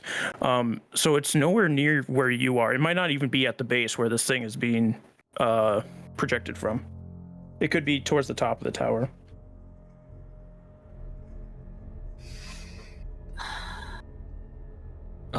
With my arcane understanding, though, would I assume there's some sort of thing powering this, or what? Like, do I know like kind of how this wall's created? Do an Arcana check. Okay. Sorry, Phage. Oh, I was just gonna say, as Liliana like feels this wall in front of her, without knowing Orland's doing something similar or thinking the same thing, I'm just gonna try and cast Dispel Magic, like just where my hand is touching on this force field. All right. You go to do Dispel Magic, and you see like the spell's energy just disperses across this force field, and you see it travel across it and then go all the way around and like keep rotating around until it just dissipates, until the spell is no longer has any power to it. The wall or the dispel? The dispel. Okay. So the wall stays, but it like disperses the spell until there's no energy left in the spell. Dirty 20. Dirty 20. So you've heard Professor Scant talk about how advanced this culture was, and how their magical understandings and even their spells were far advanced to what you guys are capable of doing today. With the way it was able to disperse that dispel magic as well, you think that this might not be magically charged, at least not in the sense of you would think today. There's probably a way to get rid of it from the outside, but it's not going to be of normal understanding. Can I summon Gel within the barrier? You go to summon Gel, and you focus him on the other side of the barrier, and he appears right next to you on your side. Oh, interesting. Okay. We're, looking at this and all the other things we've seen here, it's just sort of beyond my understanding, but, it's not like a traditional spell that we could just dispel. So, am I understand? So, with my understanding, I know that there's something to destroy. Like what? I'm sorry, I misunderstood what you were saying. You know that there's gonna be a way to get rid of this. There's always a way to get rid of something, but it's not gonna be the magic that you're used to. Like you're not gonna be able to dispel it or But find a that kind of device stuff. that's making it. Okay, so Yeah. I'm not exactly sure, but there's great technologies here. Perhaps there's something powering this wall we must find. The wall originates in between the towers, right? The wall is like it surrounds the entire tower. So like you can't even get close to these pillars that hold the tower up because this force field is all the way around it. So the force field, there's no building that like intersects the force field, right? No. Nope. Okay. Hold on. There is. So if you look at your map, there's these two really long pillars that come out from it that go really far out. Those come out of the force field, from what you can tell, at least. Mm-hmm. They're so high up, it's hard to tell if they actually go through it or if the force field continues on them, but it does go out past where you guys are able to reach to. Okay, so that's an option.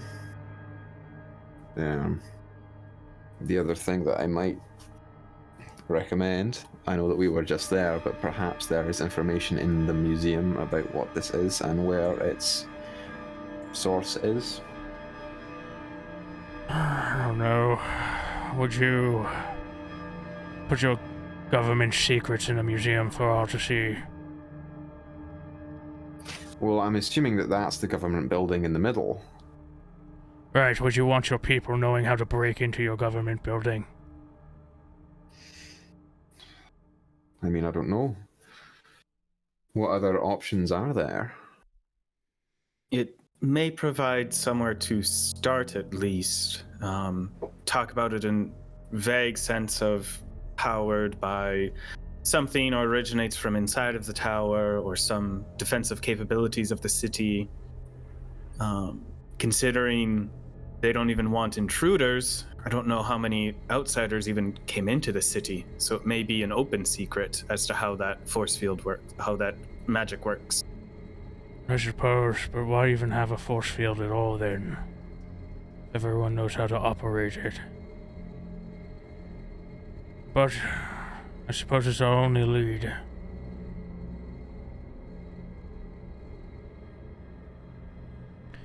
Buck, you said something about sky ships last episode? Yes, there is sky. One of the pillars in that district was the Skydock pillar. That one right below where the museum is on your map. I can ping it too if we forget. It's this one right here. There also was the sky ship docks or whatever. Perhaps those are able to coast through. It would just be a guess, though.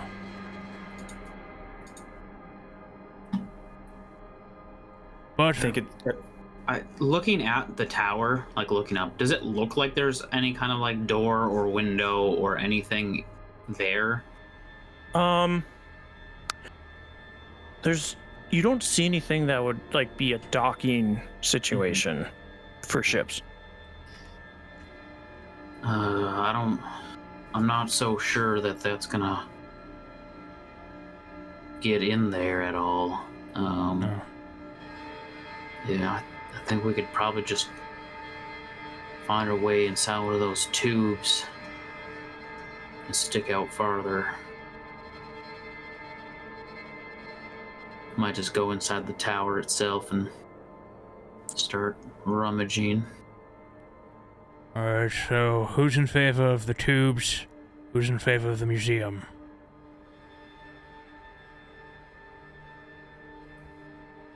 I'm in favor of the museum to start with. To get to the supports, we're moving through a lot more of the city that we don't know what is there necessarily. And we can gain potentially more information from the museum before we start to move forward. Alright, how about everyone else?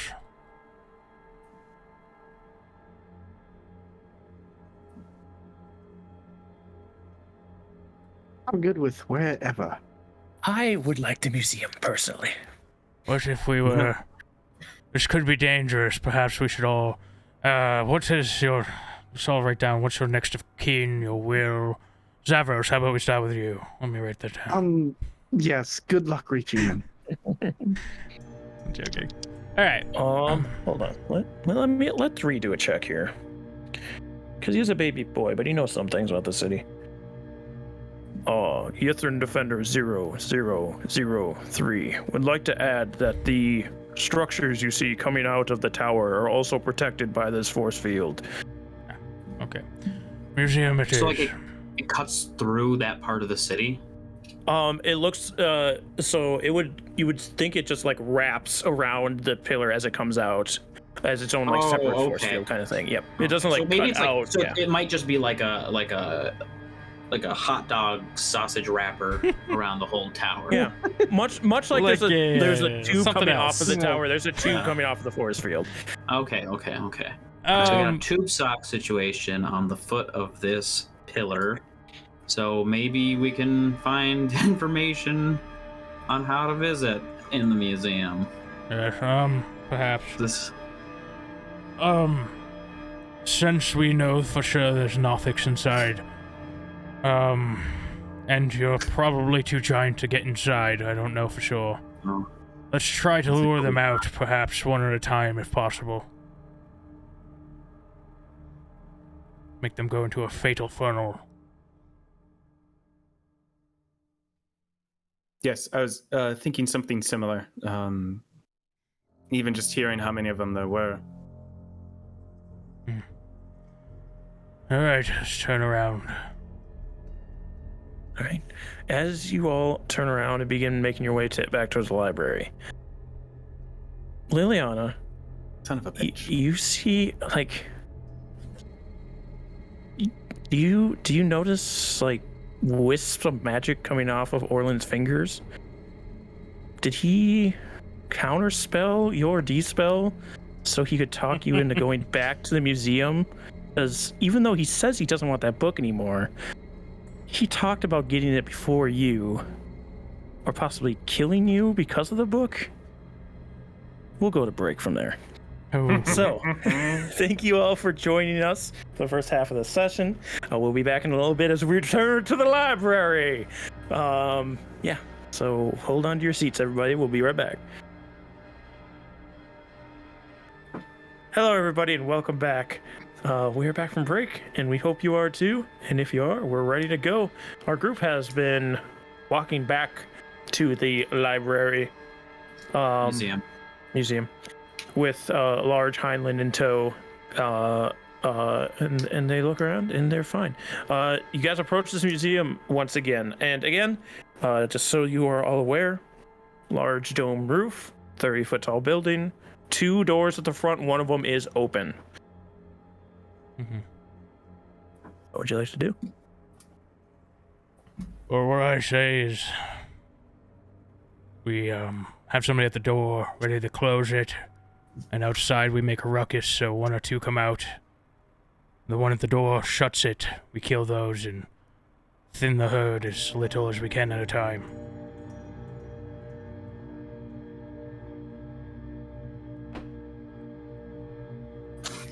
I'm open to ideas. That seems like a good plan to me. Probably the most straightforward. All right. Brought my book. Who wants to be the one in charge of the door? I just kind of look up to the, like, nearly 20-foot tall Heinlein. I feel like he'd have the easiest time closing the door. I guess it depends. Is there like a roof over the front door or anything? Like, is it a balcony kind of situation? Yeah, how tall's the door?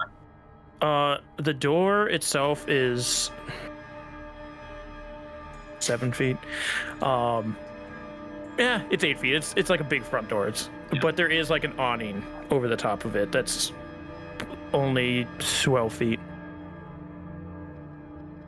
Heinlein could crouch down and open and close the Crawl door. over there. Yeah, You'd have to go prone to get up to it. Honestly, even if there wasn't an awning, it probably wouldn't make that much sense for me to like.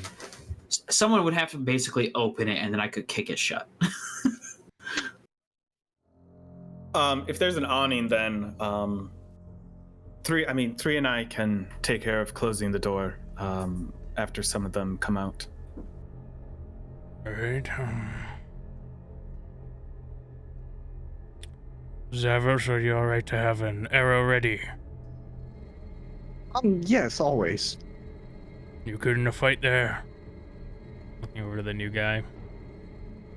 I grab the chain on the right, which is the one without the pick head, and I put my hand forward and run it along, and as I do, it ignites in flame towards the end.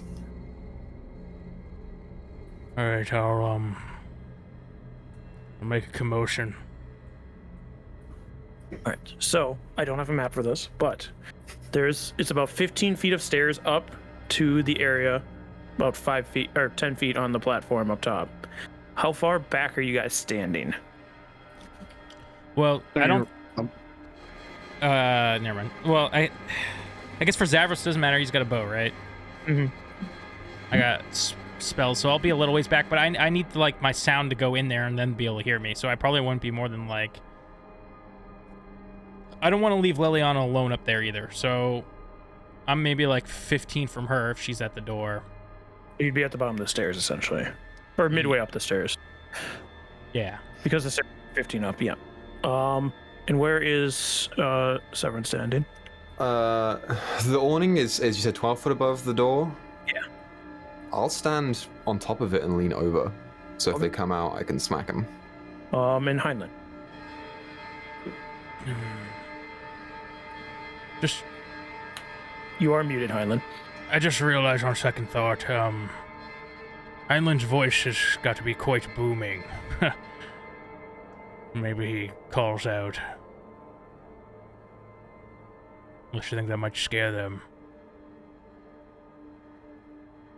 Maybe that'd scare them too much. Never mind. I mean, we have no guarantee they're going to run out here with whatever sound you're going to be making either. Mm-hmm.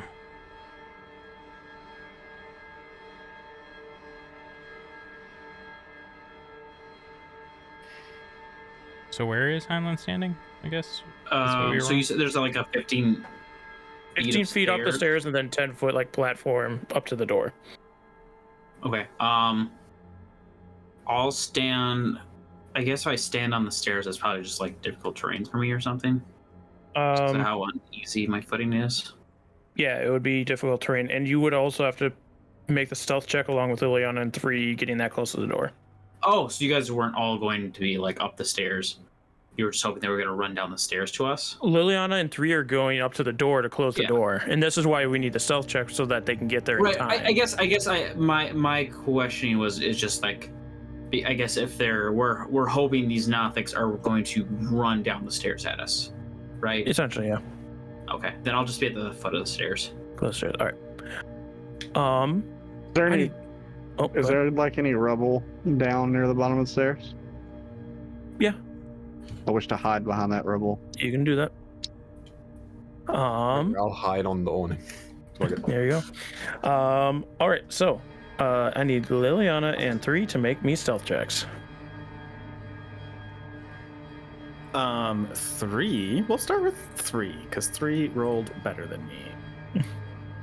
3 got an 18. Okay. Liliana got a 0. No, got a 1. Sorry, I have a +0 to my stealth, but I rolled a natural 1. Yeah, you two begin making your way up the stairs. 3 being incredibly quiet for how big he is. Liliana, you like trip on some rubble and it tumbles down the stairs. And as everybody pauses for a moment, you start to hear yelps and screeches coming from inside the building as the Nothics begin to make their way out. Let's roll initiative.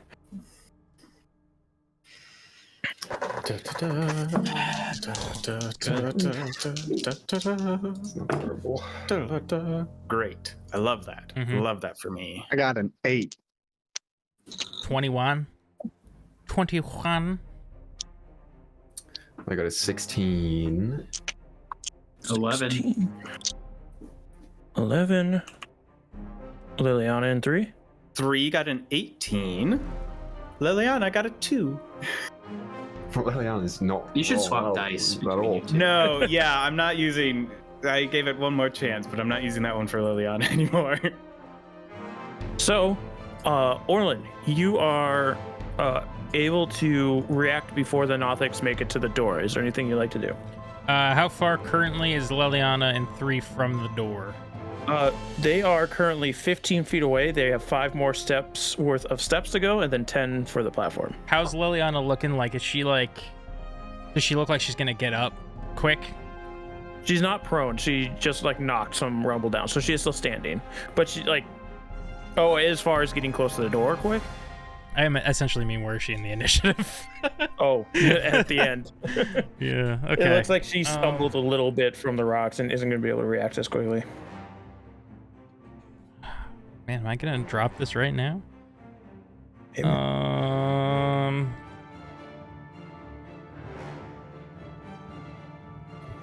just reading all the things I can do.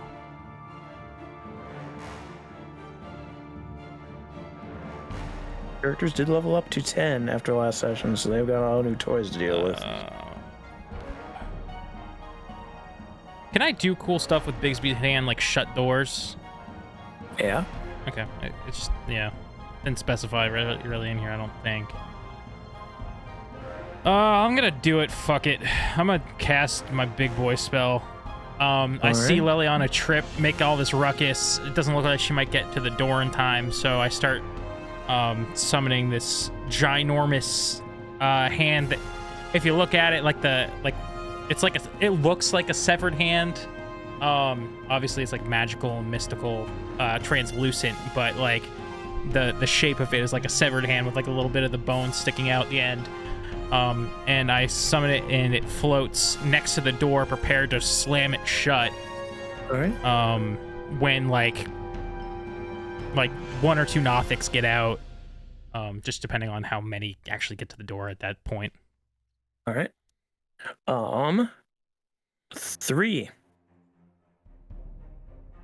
I think 3, seeing that Orlin has prepared a giant ass hand to take care of the door, is just going to ready in action to punch any Nothics that get within range of him. All right. So does he stay on the stairs then? Yeah, I think we're gonna make a stand on the stairs to try and keep them from getting too far down. All right. Then it is Severin's turn. Yeah, I hold my action to attack with the chains. So there's 12 feet between you and the ground, just so you're aware. Yep. All right. Very cool. Heinlein. Heinlein is going to, just in case, first, I guess, for his action, he's gonna prep to Eldritch Blast if I see anything coming out, or when it gets past the threshold. But like as he's like prepping, and he's like, his gaze is kind of like focused on Liliana. Liliana, you can like feel like the piercing gaze of Heinlein from behind. Like you can like just tell that like creepiness, and you notice that your body starts to like have a ghostly fire, like blue and green fire start approaching on it, and then it like seeps into your body, and you will get a bardic inspiration. Cool. Liliana, you feel bolstered, but what did Heinlein just do to you with his undead magics? Yeah. With as big as you are you sure it's not like a bludgeoning gaze? Oh, yeah, I suppose. Like a cannonball of a gaze. Is that a D6, the inspiration? It is a D6. Okay. All right. Then it's Zavros' turn. I'm hiding. I don't want them to see me. You're not getting any action. You're supposed to stay hiding the whole time. No, Prepare an action. I'm saying.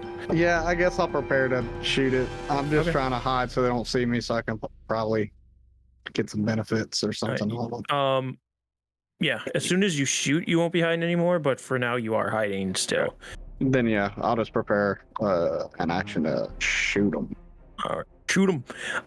So get to the Nothics. The first one, it breaks the door line. Does Big B hand shut the door? Oh, I'm sorry. How many? This is the first one is coming up. They're all going to move on the same turn, but one comes out. Am I able to So get a far. sneak peek? How many look like are behind that? Not from where you are, no. Fuck. Yeah, let's test out the waters with the first one. All right, you close the door with Big B hand, the one of the two doors. And it continues to rush forward towards Liliana. So first, it will take. Do I get my reaction? Yes. I forgot your Eldritch Blast, so you can use your Eldritch Blast now if you like. I got a 20 and a 26. Both will hit.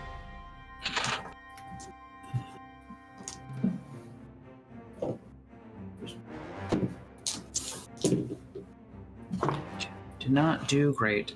5. 5 points altogether. 5 points altogether. Very Rolled cool. a 3 and a 2. All right. It does run then underneath where Severin is. I'll say because it's got some height to it, it will be within 10 feet of you. Nice. So I will make my.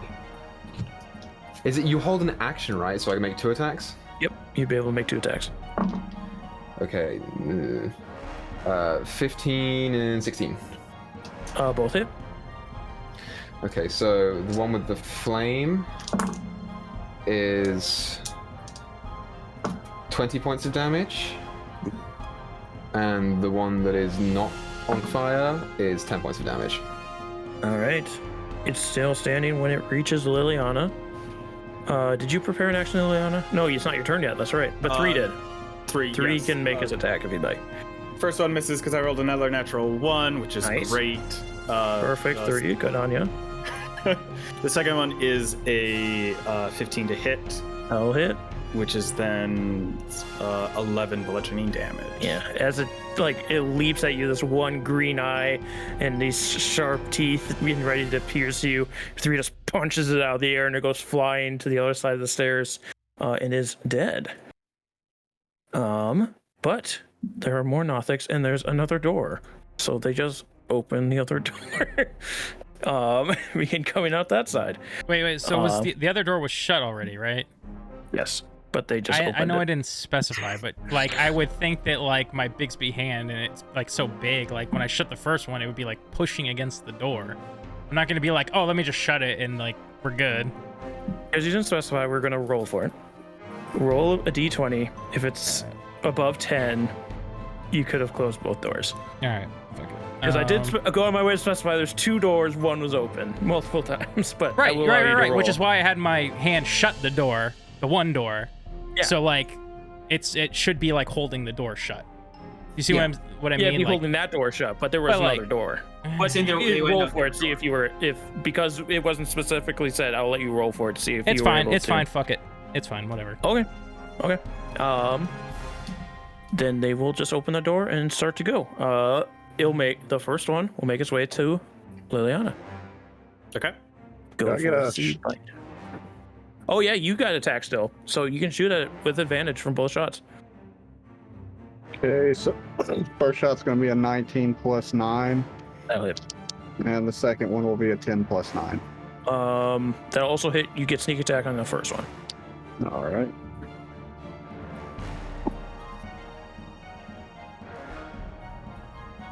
Eight piercing, 5, 6, 7 sneak. So, 8, 4. And then an extra 2 for the second attack. So 17 altogether. 17 altogether. All right. It doesn't take it down, so this will bring you to Liliana. But they probably won't do much. Let's see. So it's going to jump to try and claw you twice. The first one's a 14. Misses. Second one is a 6. Misses. So yeah, it jumps and misses twice as it just like feebly scrapes off your armor. And let's see. Mental math. 2 more able to make it out of the door. You do hear more inside. Okay. So there are a total of 3 outside, 2 are still inside. I'm assuming it's my turn then. Yes, it would be your turn. Okay. How could I get all 3 of the ones that are outside in, say, a 15-foot cone? Yeah. Cool. I'm going to unleash my breath weapon then as my action. All right. That is a DC 15 dexterity saving throw. What is your guys' dex? Not great. I mean, it's pretty good. It's pretty okay. That is going to be a 4 for a fail on the first one, dirty 20 for the second one, and a 17 for the third one. Okay.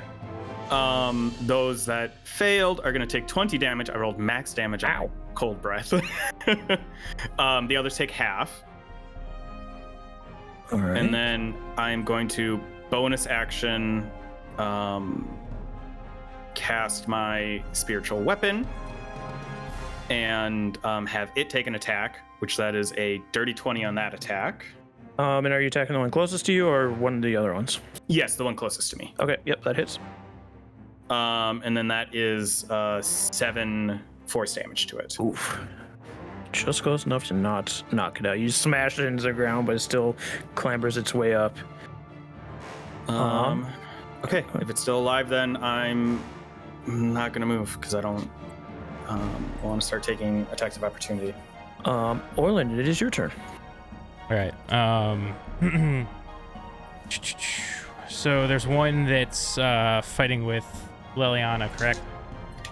Yes, there's one fighting Liliana, 2 are approaching, and there's more inside. Your hand is still holding the one door shut.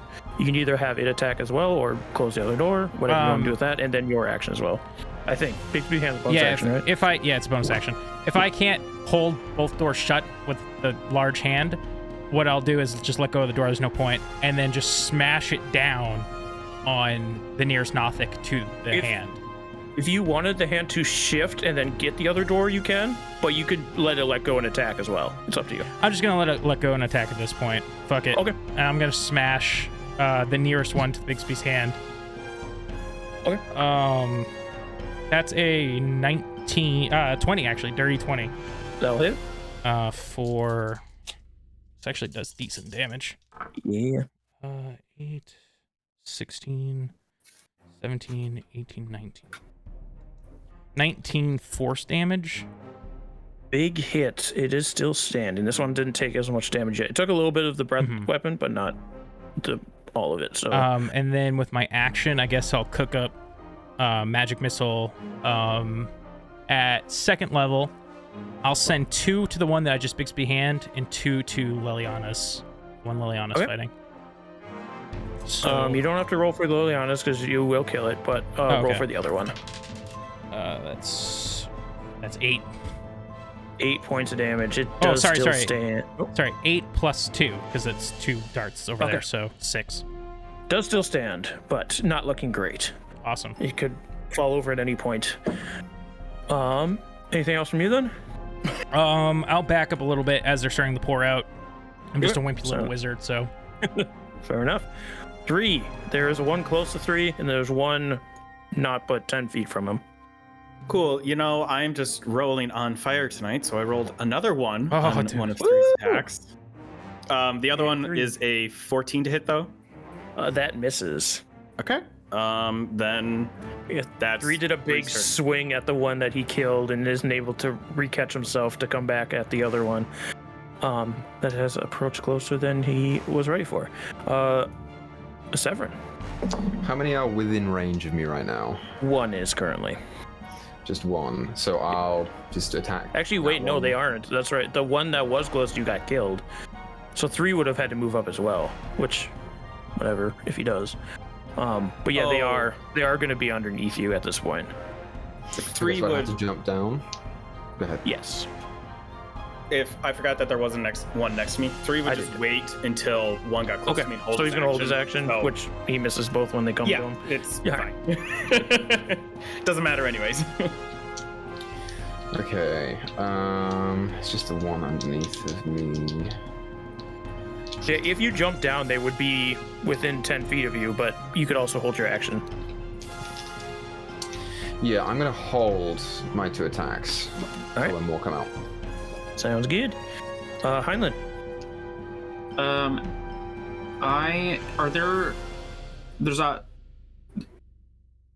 gonna go up to the closest one. Is there one that is the closest one? Have one like right next to it?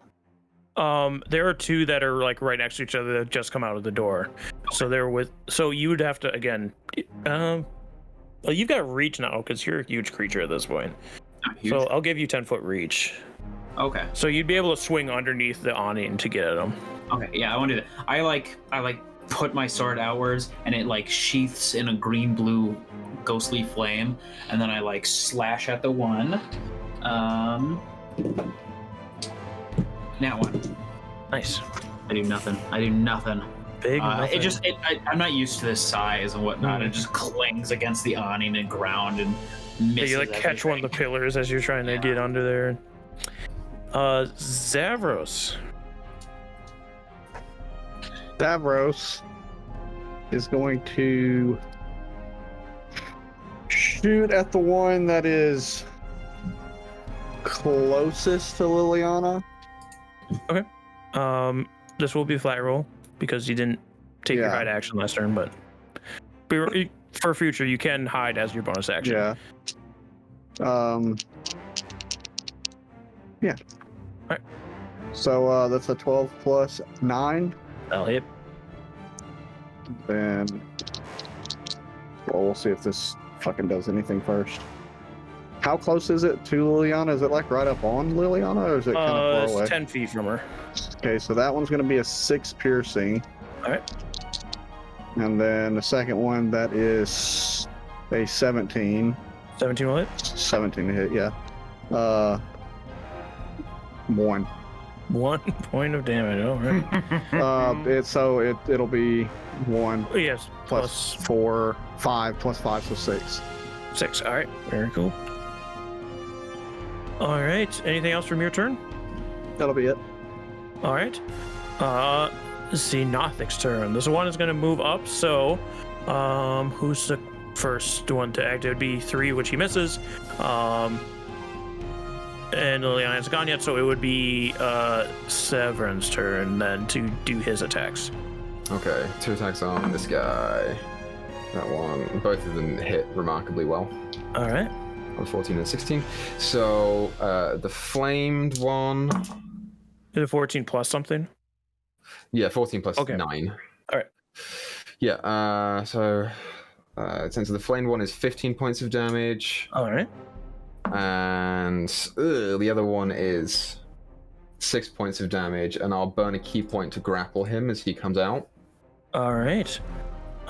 So opposed checks then? It's a strength saving throw of 15 DC. It's cocked, and he rolled worse. So yeah, you tell how you grapple. Yeah, the chain with the pickaxe head comes down and wraps around his arms and kind of digs into the shoulder blade. That chain is now unusable for me, but he is staying where he is. And he is too far from Liliana to engage. So he's just dangling there. But the other 3 make their way out and are able to make it to Liliana this turn. So you have 3 doing.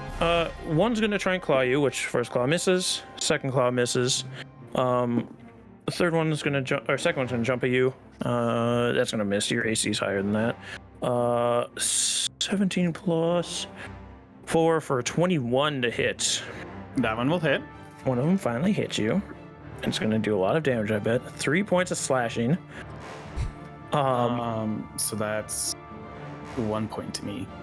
And as the third one comes out and sees all of these people around, it's going to turn its giant green eye towards you and begin to look straight into yours. Make me a Constitution saving throw, Liliana.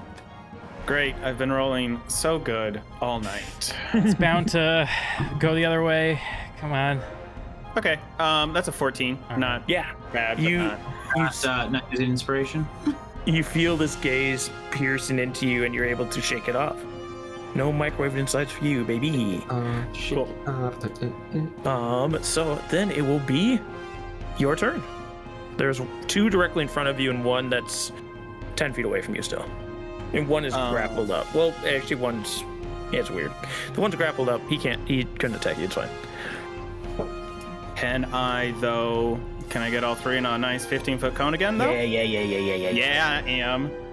Dex saving throws, which the grapple one's going to fail. Is it Dex save for Silver Dragon, or is it Con? Each creature must make a Dex saving throw or take There you go, then. taking 2d10 cold damage. I guess it's Dex for all of them. First one's going to fail. Second one's going to fail. Third one is going to fail. Or wait, what's the save? 15. It fails.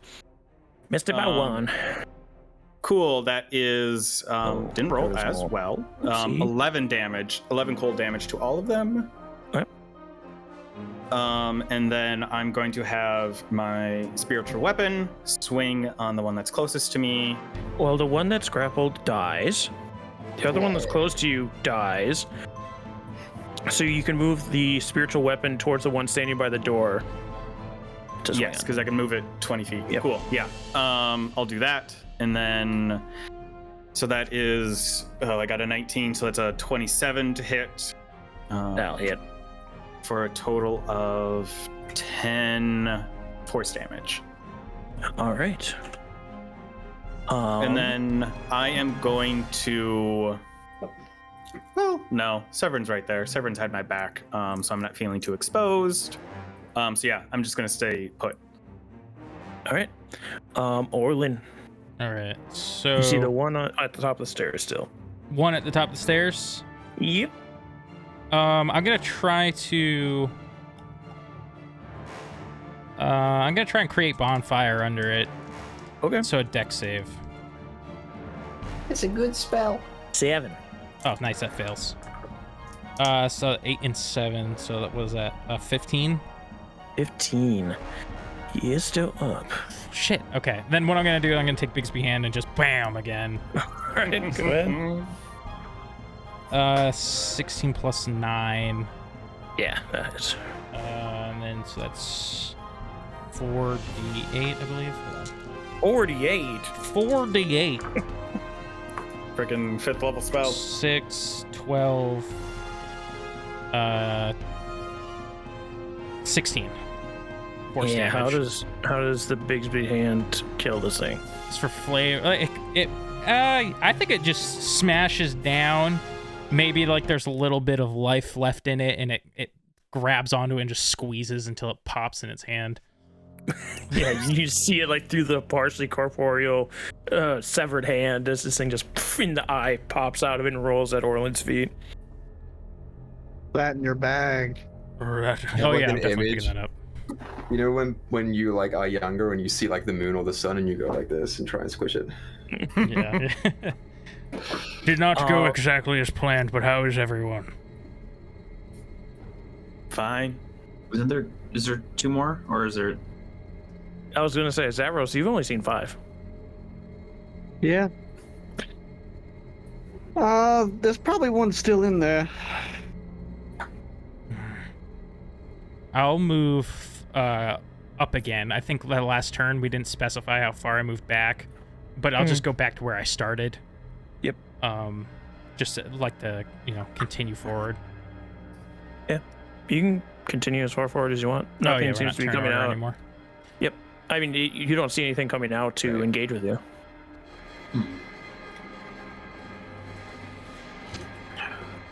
Alright, I can only concentrate on this spell for another 50 seconds or so. So, let's make use of it. Yeah, I mean, I'll continue to move in. I will, like, as I'm starting to move in, and after Orlin says that, I will say, are we just leaving Heinlein outside then? I suppose that's what we have to do. Don't worry, I'll meet you on the inside. Not All sure right. what that means. He's going to cannonball through the ceiling. I'll start moving in with 3, keeping my spiritual weapon. I'm moving at that pace, so a little bit slower for the next minute, so that I can keep that next to me as well. All right, you move in there. Any sign of anything? Is this entryway lit up? Yeah, there are flames all along the pillars that are inside of you. You can see all the smashed and ruined art. Do a perception check. Cool.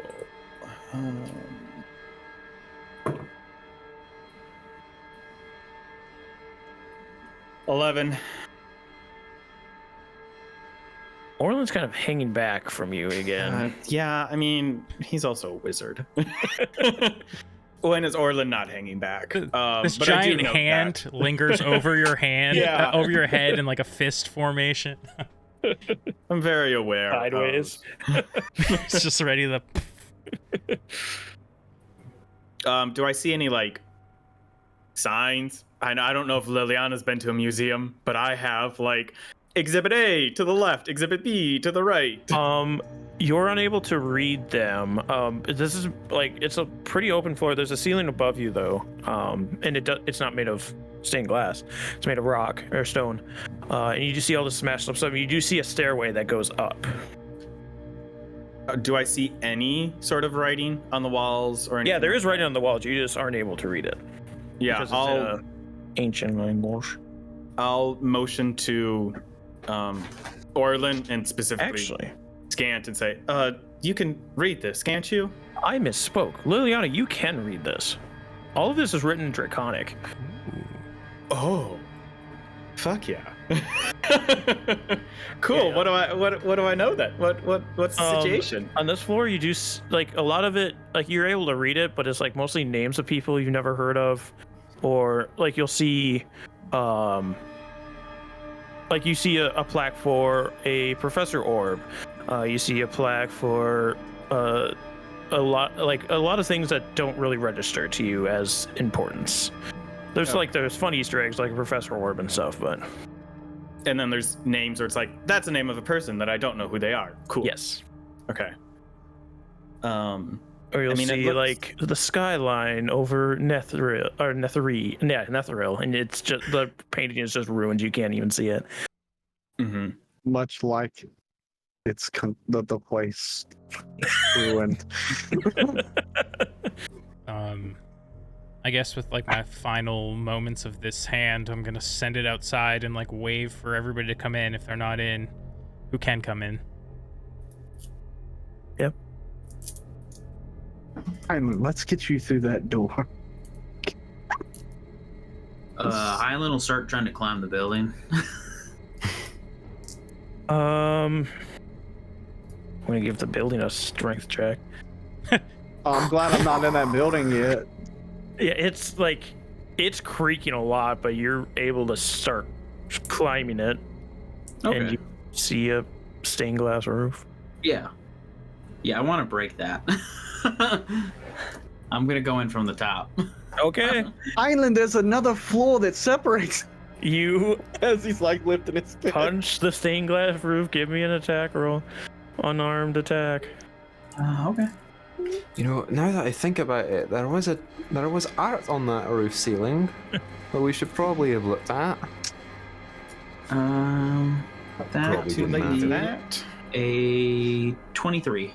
23. The whole thing just shatters, and you're able to see inside.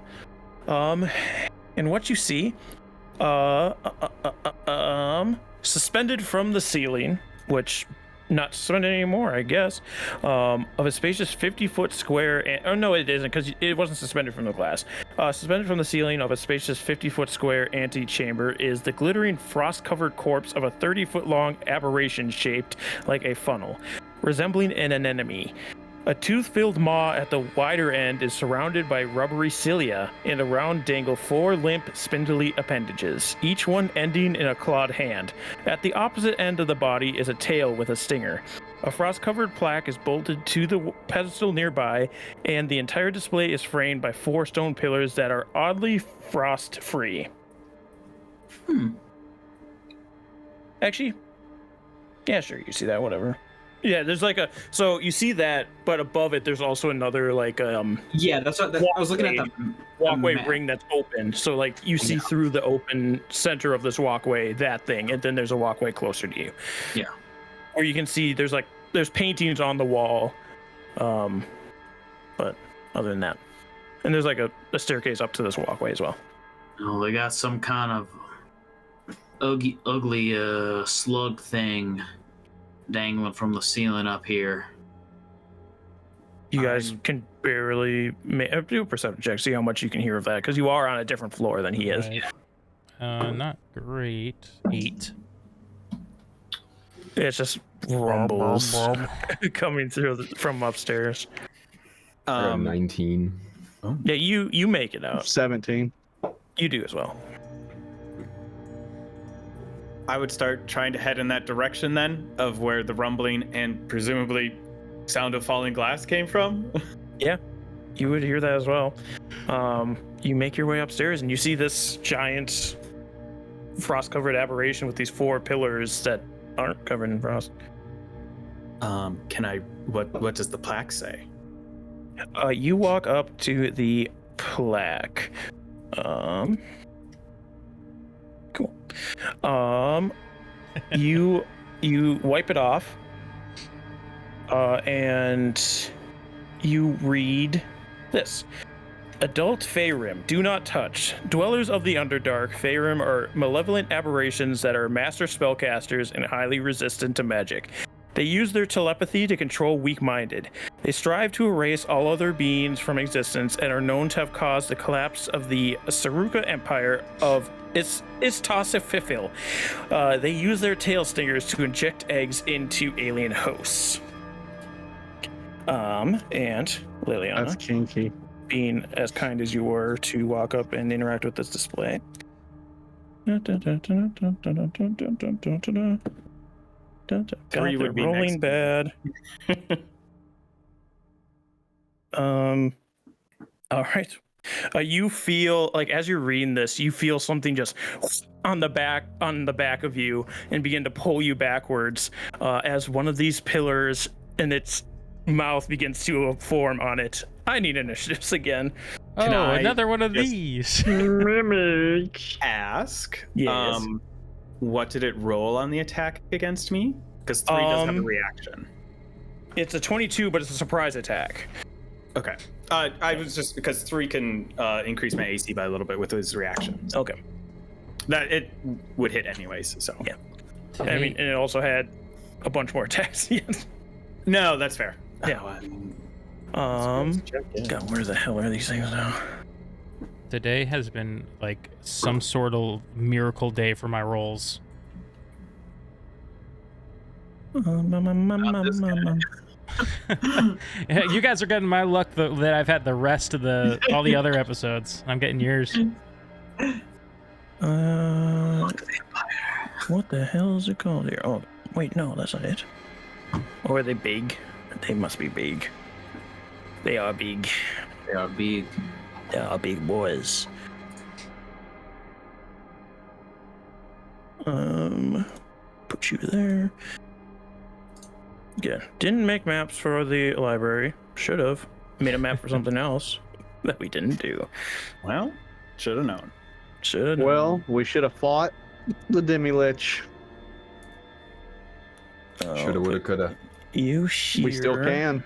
You are here. Orland, did you go upstairs? Yeah, I would have followed Liliana. Okay, you're a little bit back. Felicity isn't here at all. Zavros, I assume you're upstairs as well. Yeah. Fine, then you are very, very upstairs, so not as close as You're you'd like to very, be. very upstairs. And I'm going to put you there as well. All right, so you're all kind of here. There are these 4 pillars, and you can all see that the mouths are beginning to form on these pillars. Oops. If Come back you here. set up a pseudo map, we're still on the city map. It's just for me. It's because there's drawing everywhere. Because it was my makeshift stadium map. No, it's okay. I was just making sure you didn't mean to switch us somewhere. No. I don't want you seeing it. Okay, so what did everybody get? Sorry. 22. A 22. Oh, not bad, Orland. 24. 24. Son of a bitch. Got Gotta a 12. outstage this guy, you know? A 12. Heinlein? 4. 4. 3. 3 got a 15. 2. Liliana? Liliana got a natural 20, which is just a flat 20 for her, but did Hey. get a natural 20. Nice. Hey, for what it's worth, it's a nat 20. The truest. All right, so first is Severin. You see again these 4 pillars like surround this giant frozen apparition in the middle, and you see pseudopods begin to extend from them and mouths begin to form upon them. Okay.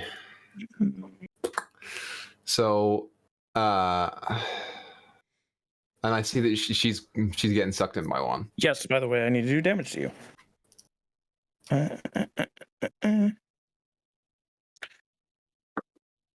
It does, big boy, 13 points of damage, and you are now adhered to it. Cool. Okay, so I'm gonna run up to that one. Alright. And for this, I'm gonna get within 5 feet of it, so I Okay. get my bonus action unarmed strike, and I'm gonna attack it 3 times. All right, you do the first punch for me.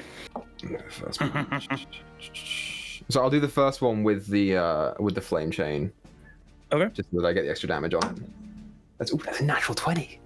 Oh, it's a natural 20 back. Natural 20. Oh, I'm so glad I decided that was the one to do it with. Okay. So I double the dice on this one, assuming it goes through, which is natural 20 always goes through. Actually, that's not terrible. I rolled 6, 6, and 1, so that's 13 double to 26 plus 5 is 31. 31 points of damage. As you slash into it with this, it sticks into it and stops there.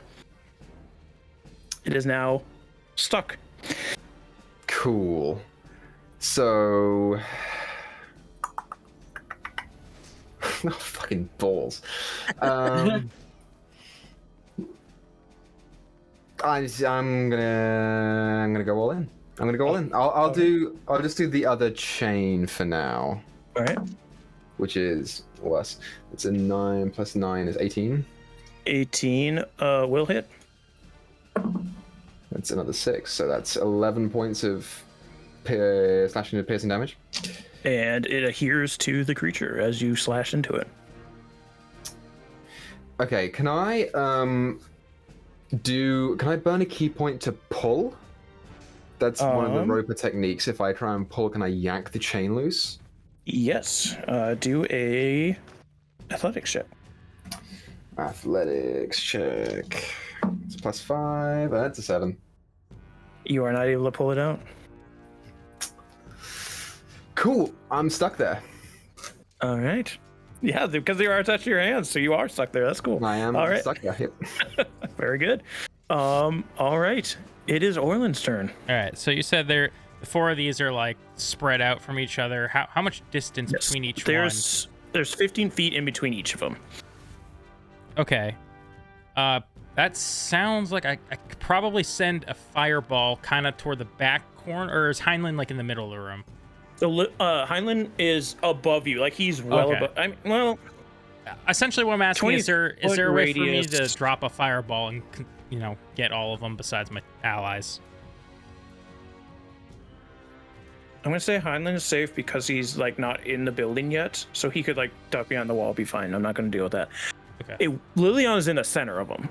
Oh, she's in the center. That I did not understand. And three is in between 2 of them as well. So he's like next to Liliana, but in between 2 of them. She's like in the center, and Severin's on your side. Like if you're looking up at them. Got it. So Here, fireball I'm gonna, is like, not delete the a bunch best of bet. stuff and hopefully get you guys visual on this because this does kind of need to be seen so you guys know what's going on. But yeah, continue. Whatever the word is. Deliberating on what you want to do. Am I doing here. this today?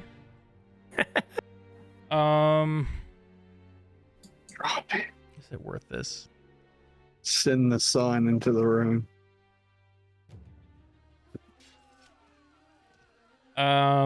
So how bad is Liliana? She's being like devoured by this thing.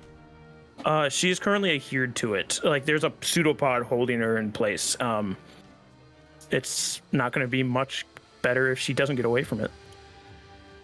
And it's the same thing also has the chains of Severin. I mean, as much as you care about Severin, attached to it as well.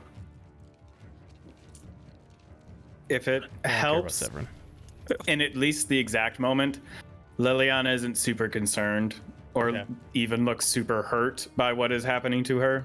We'll start easy then. I'll just go with I'm just gonna create bonfire underneath the one that's got Liliana. Okay. And you guys can see the map now? Yes. A beautiful battle map. Dexterity save. Oh, the fan is changing pages on me. I think it rolled bad though. Yeah, it rolled real bad. It's gonna fail. 2d8. I am 7, 8, 9, 10. 10 fire damage. 10 fire damage. All right. Yeah, you hear it growl as it takes this damage, but it's still holding on there. That's it. All right. Then it will be Liliana's turn. Cool. I am going to...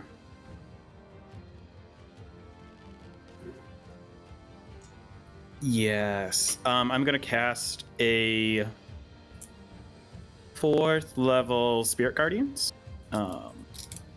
So as this pseudopod is engulfing me, just spreading out from me in a 15-foot radius. Yes, these bright motes of light start swirling around me, and that's my action. That's all I got. All right. 3. I don't know.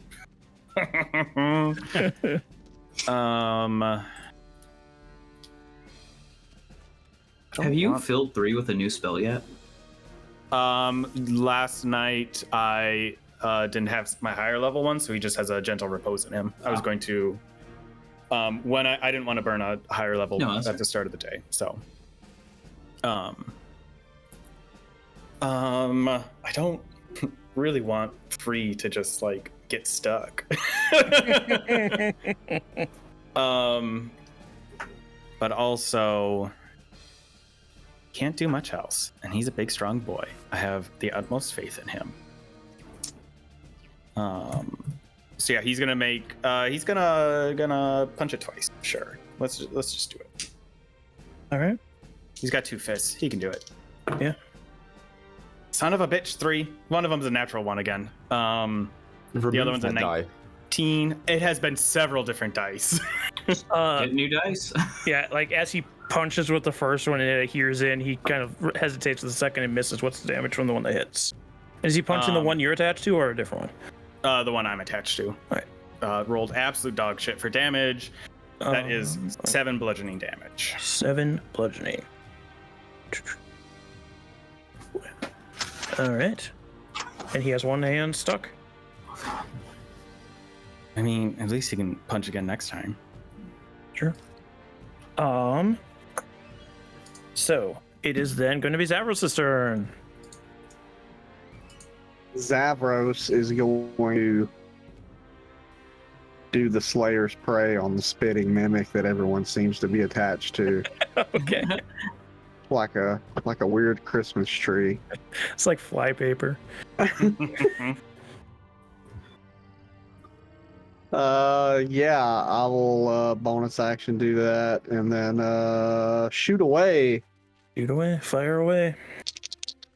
Bam! Oh, they're both terrible. Let's see. I got a 14 That'll hit. and a 12. That will miss. So one That hits. sucks. But you do get sneak attack and your prey on it. I do this math here. Why do I keep closing out my calculator, man?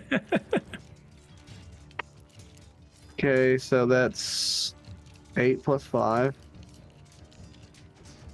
And then Yep. the sneak attack is plus 4. All right. And then the Slayer's Prey, I think it's just a 1d6. Yeah. 3. 3. All right. Plus 3, so 20. All right. You hit this good arrow into it, and it, you see the mouth turn the face towards you, but it is still going. Speaking of, it is all of their turns. Cool. I need, if my measuring is correct, 3 wisdom saving throws from the one I'm attached to, and then the 2 just within 15 feet of me when they start their turn. Yes, these are all set to 10 feet. That's why it's acting weird. Hold on, let me change this. Let me change this. 5. I think definitely the bottom 2 I can get. I'm not sure if I'll have enough of the top one. It looks like you hit 3 of them. Yeah, the one furthest away you don't hit. Cool. So what kind of save? Wisdom saving throw, DC 16. One you're attached to saves. Okay. The top one fails, and the one over to your side gets a nat 20 for pass. Okay. That's all right. They so the one that failed takes 19 radiant damage, and then half of that on a failure.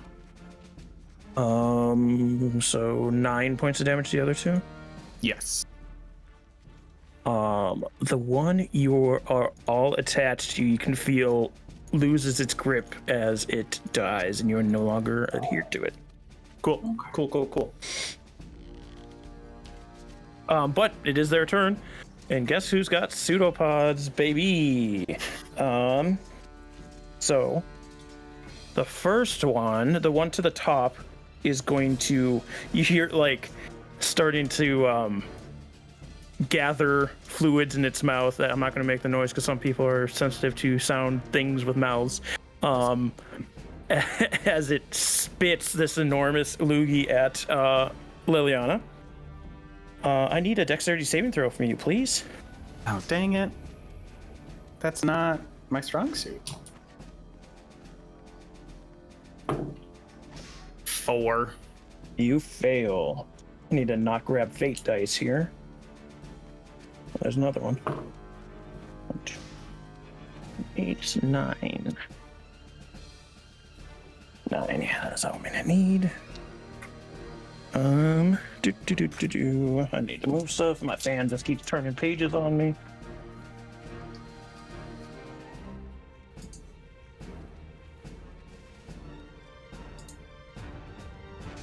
$29 points of acid damage to 29, you said? 29.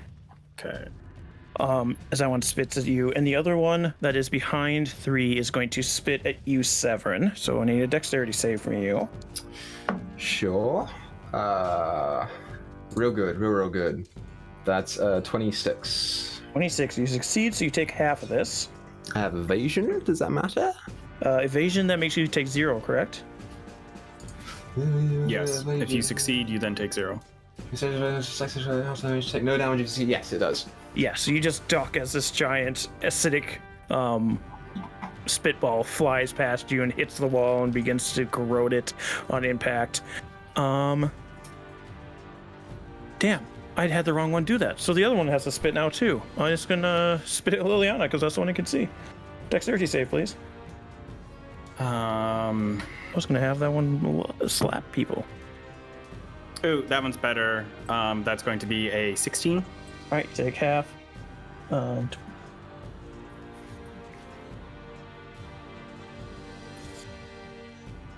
37 halved to, what is that? 18. Okay, hold on. I'm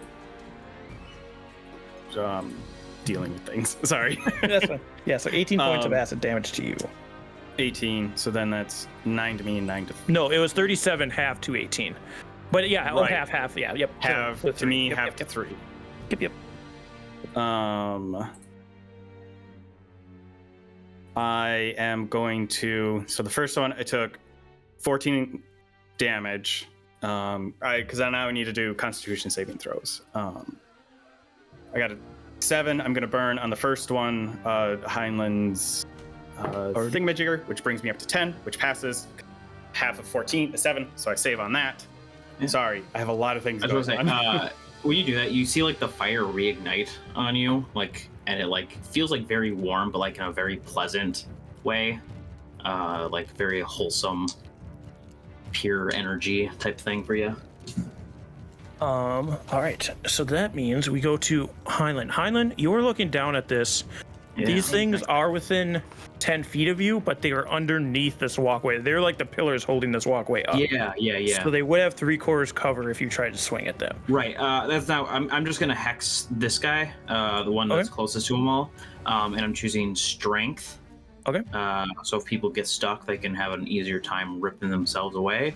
And then I am going to do nothing because I need to prep myself. Okay. Sounds good. Yeah, you look down at all these shards of colored glass that are now cluttering the floor and on this aberration that's hanging from the center. With that, then, we go back up to Mr. Severin. You are free. Okay, I yank the chains loose. Is Liliana attached to any of them, or has she just got spat at? She just got spat at. Okay. Shimmy share. I don't really want to engage in any more of these. I mean, none of them moved. They seem to be holding up this building, so... Yeah. Oh. So I'm not gonna engage in any of them. I guess yeah. I'm just gonna back up, and I will take my action to dodge. Okay.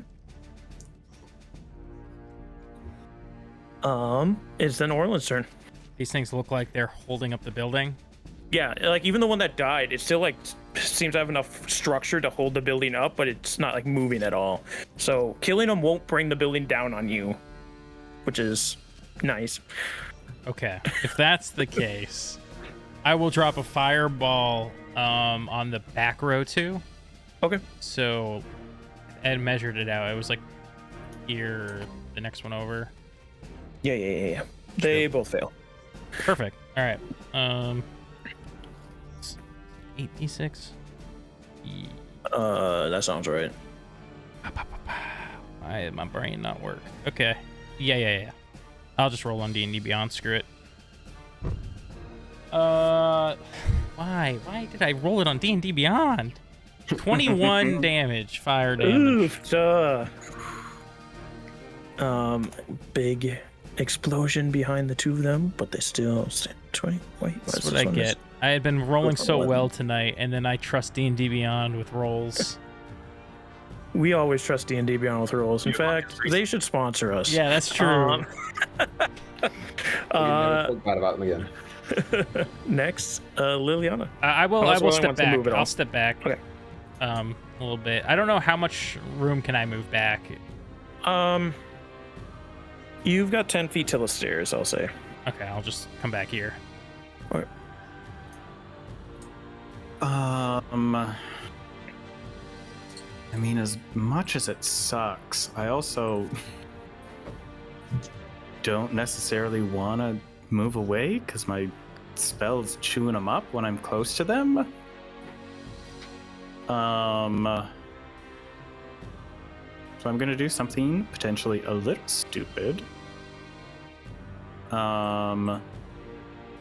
I move here, oh, that's gonna move that one out of my zone. Oh, 3's right after me. It doesn't matter. Cool. So I'm just gonna stand right in the center of all these so that my spirit guardians can hit all of them. Okay. Which one of these guys is looking the most hurt? This one. Cool. The one to your left. Yeah. I'm gonna do a Sacred Flame. So it's a Dexterity saving throw, DC 16. Passes. Son of a bitch.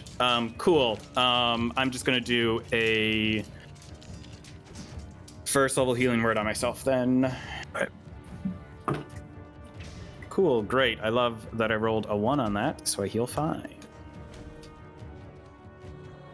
Okay, 3's turn.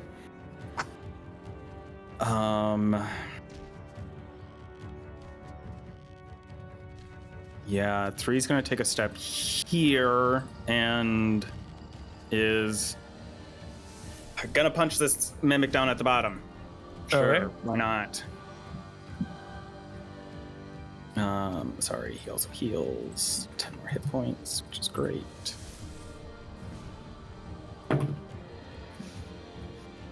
Son of a fucking bitch. I don't know how many ones I've rolled this game. So one of them misses. The other one's a 15 to hit. That hits, and it hears.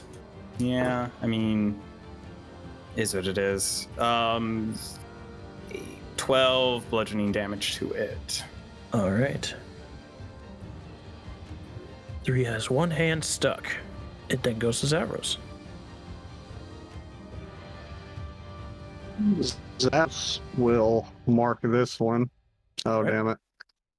This one here, with his spray bonus action. And I'll do a fire on him. Fire. Okay, so that's a 17 and a 19 plus 9 Both on hit. both of those. Yep, both hit.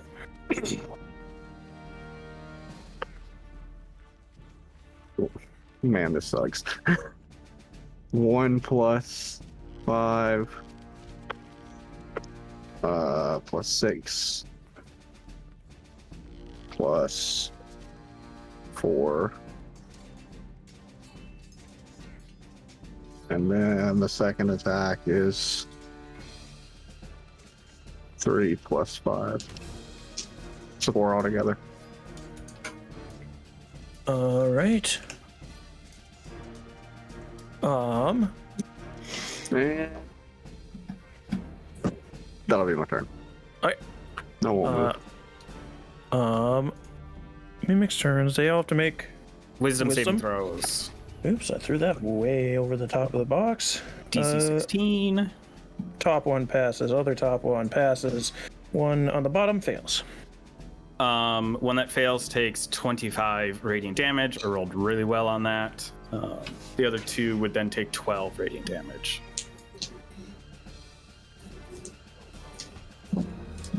Uh, 12. And all right. Let's heck and see. I think they're gonna go fishing. They are. All right, the first one. He's gonna swing a pseudopod at you, Liliana. The first one's gonna miss with a 16, I believe. Yes. Second one gonna miss. Third, wait, only 2 swings with the pseudopod, so it missed twice. The other one swinging at you though missed again. These guys kind of sucking. Missed again. The third one's gonna go fishing. Miss again. Ooh, here we go. Maybe 18 to hit.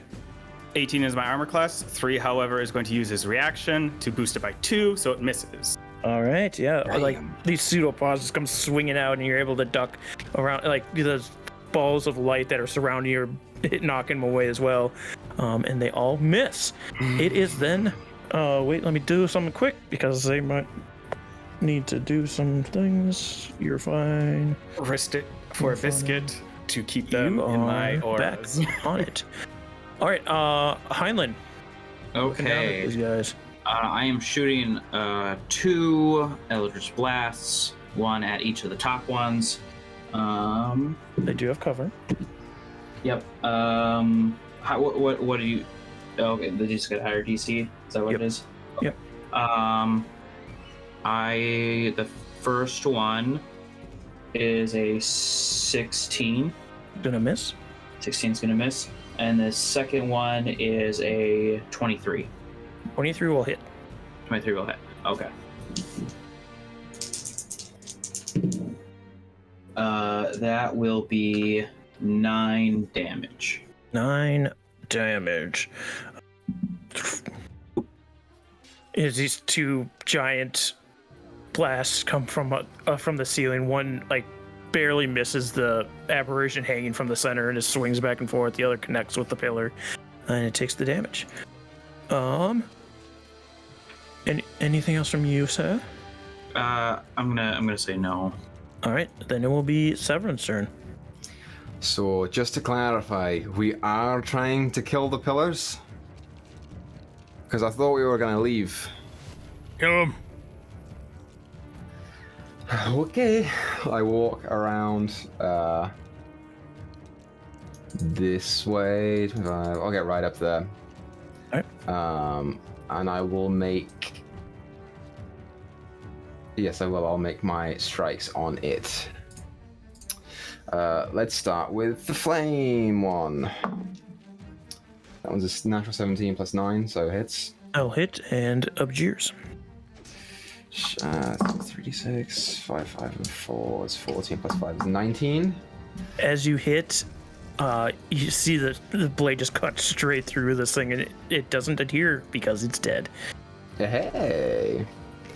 So I've moved 25 feet, and then I will move 5, 10, 15, 20, 25 to get my full movement around to go kill this guy. And then, can I swing twice with the flame chain, or is it just 1-1? I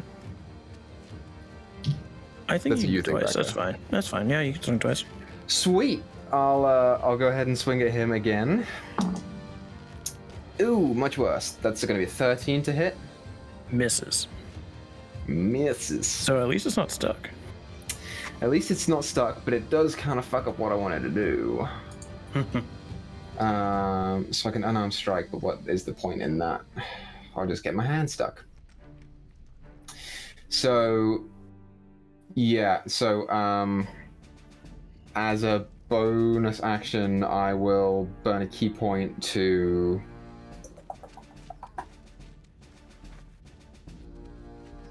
We'll just patient defense. Take the dodge action. All right. Orlin. I'll just create bonfire over underneath the one that Severin's fighting. Fails. Ooh, yeah. 8 fire damage. All right. I'll just continue concentrating on that. Sounds good. Liliana. I'm going to do a Sacred Flame at top left again. So it's another DC 16 dex. Fails. Cool. That is 19 radiant damage to it. Hoofda. Big boy. Cantrips at this point. Well, I switched out my thing so I can do an extra D8 on cantrips once per turn. All right. Anything else from you? No. Okay. It is then Three's turn. Three Three's currently has one hand grappled. The one that was grappled on 3 is dead. That is true. So 3 is going to move up to try and punch this one. He only seems to hit Alright, once. get So him. I'm not too worried about it. Yeah, because I have rolled. I think every time 3 has rolled, I've rolled at least one. So one hand is still free. The other ones, that's a 18 to hit Yeah, that'll hit.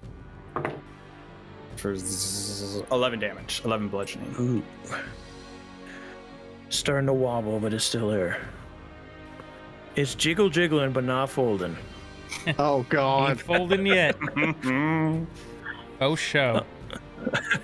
Zavros. I'm done. Let's see. I guess I'll kind of move off to the. I'll move kind of up and off to the side here.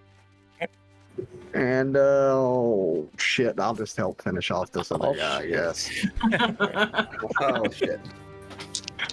I defecate on the floor. It's like an arc. You just walk and it just appears behind you. Oh God. With the sound effect and everything. Alright, I'll pop 2 over by the one that's I gotta remember his name. Severick? Close enough. Severin, yeah. Severin. I'm getting Sapphic and Severin mixed up. It's Severin. Let's see, that is a 12 and a 16. The 12 will miss, the 16 will hit. Alright. Unless you're adding stuff to the 12. No. Okay. That's all of it. Alright. So yeah. 4 plus 5, 9. And then hell yeah, double 6s. It was gonna come eventually. So what's Plus the total? 12. So 21. 21. Very big hit. Still stands. And it's their turn, unfortunately. And they've got some throws. wisdom saving throws. That's right. This might save them. First one fails. Second one passes. One that failed takes 25 radiant damage again. The one that fails takes 12. Hey. The one 3 is adhered to dies, but the one Severin is adhered to does not. There it goes. And So since it has you grappled, it has advantage against all of its attacks on you, which has 3 of them. Doesn't have me grappled. I didn't hit it. That's right. It's gonna try to grapple you though. And it's got disadvantage because I took the dodge action. Yeah, there you go. Double nat 20s. 18 for the first one. 18 is my armor class. Then you are gonna be. I am going to Silvery Barbs. All right. And that's And- gonna make you succeed or fail then. 12. So it's gonna swing again. And who do you give advantage to? I'm going to give it to Severin. All right. The second hit's a 23. Does disadvantage from dodge action apply for both hits, or is it just the first one? It's until your next turn, so yeah, he's got to roll again for this. How's a dirty 20? I mean, it sucks, but whatever. Whatever, I guess. Dirty. So as it hits you with the pseudopod, I rolled it in the corner and I couldn't see it, so it actually moved it, so I'm going to reroll it. 11 points of bludgeoning damage as it grabs you with one of its pseudopods and lifts you up to its mouth to try and bite you, which now has advantage, so it's a flat roll. For a, it's going to hit 27 to hit. Misses. Oh, very good. As you take, where is it? 10 points of piercing plus 6 points of acid. 16. Got you. As you are lifted up to its mouth and bitten. Once bitten, twice shy. Am I right? Highlands, your turn. Okay, hold on. Oh, I don't think this has ever happened somehow yet in this game. But my create bonfire is still under the mimic, and it ended its turn in the same spot, so it's got to remake the deck. It was save. under that one, wasn't it? I don't think this has happened once in this game yet. It succeeds. Ah, it didn't matter. Unfortunately. All right. Hey, at least for once it sort of The happens. killer holding up the entire structure was able to dodge the fire. Like lifts was worth a shot. All right, so it is Heinlein's turn then. It is Heinlein's turn. It lifts its side, crippling its stability. Building falls. As a bonus action, I am shifting my hex to the spitting mimic with strength. And then I'm going to blast him. I've started blasting him. Oh, he's going to probably just die because I got 26 and a nat 20. Yeah. All right, let's roll this nonsense. Because he's hexed, I get all my necrotic nonsense. Last time I rolled a d8 when these are d10s. Woohoo!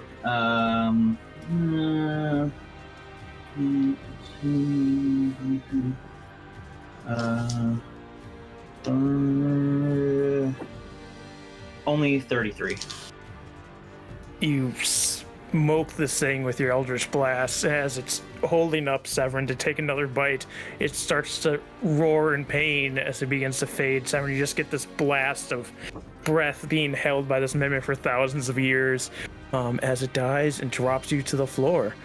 And as you all kind of gather yourself after taking down this mimic, seeing this giant frozen aberration hanging from the ceiling in front of you, Heinlein, you're looking down and you see on the walkway this ringed walkway that would have been underneath the stained glass ceiling that you smashed through.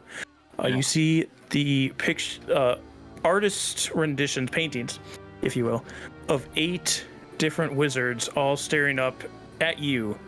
Well, would have been the stained glass ceiling. And that's where we'll end the session. So, thank you all so much for joining us. We got some fun things. Heinlein, added foot to your height, by the way. Got some fun things going on. We'll be back next week to continue exploring the city, continue to cause property destruction.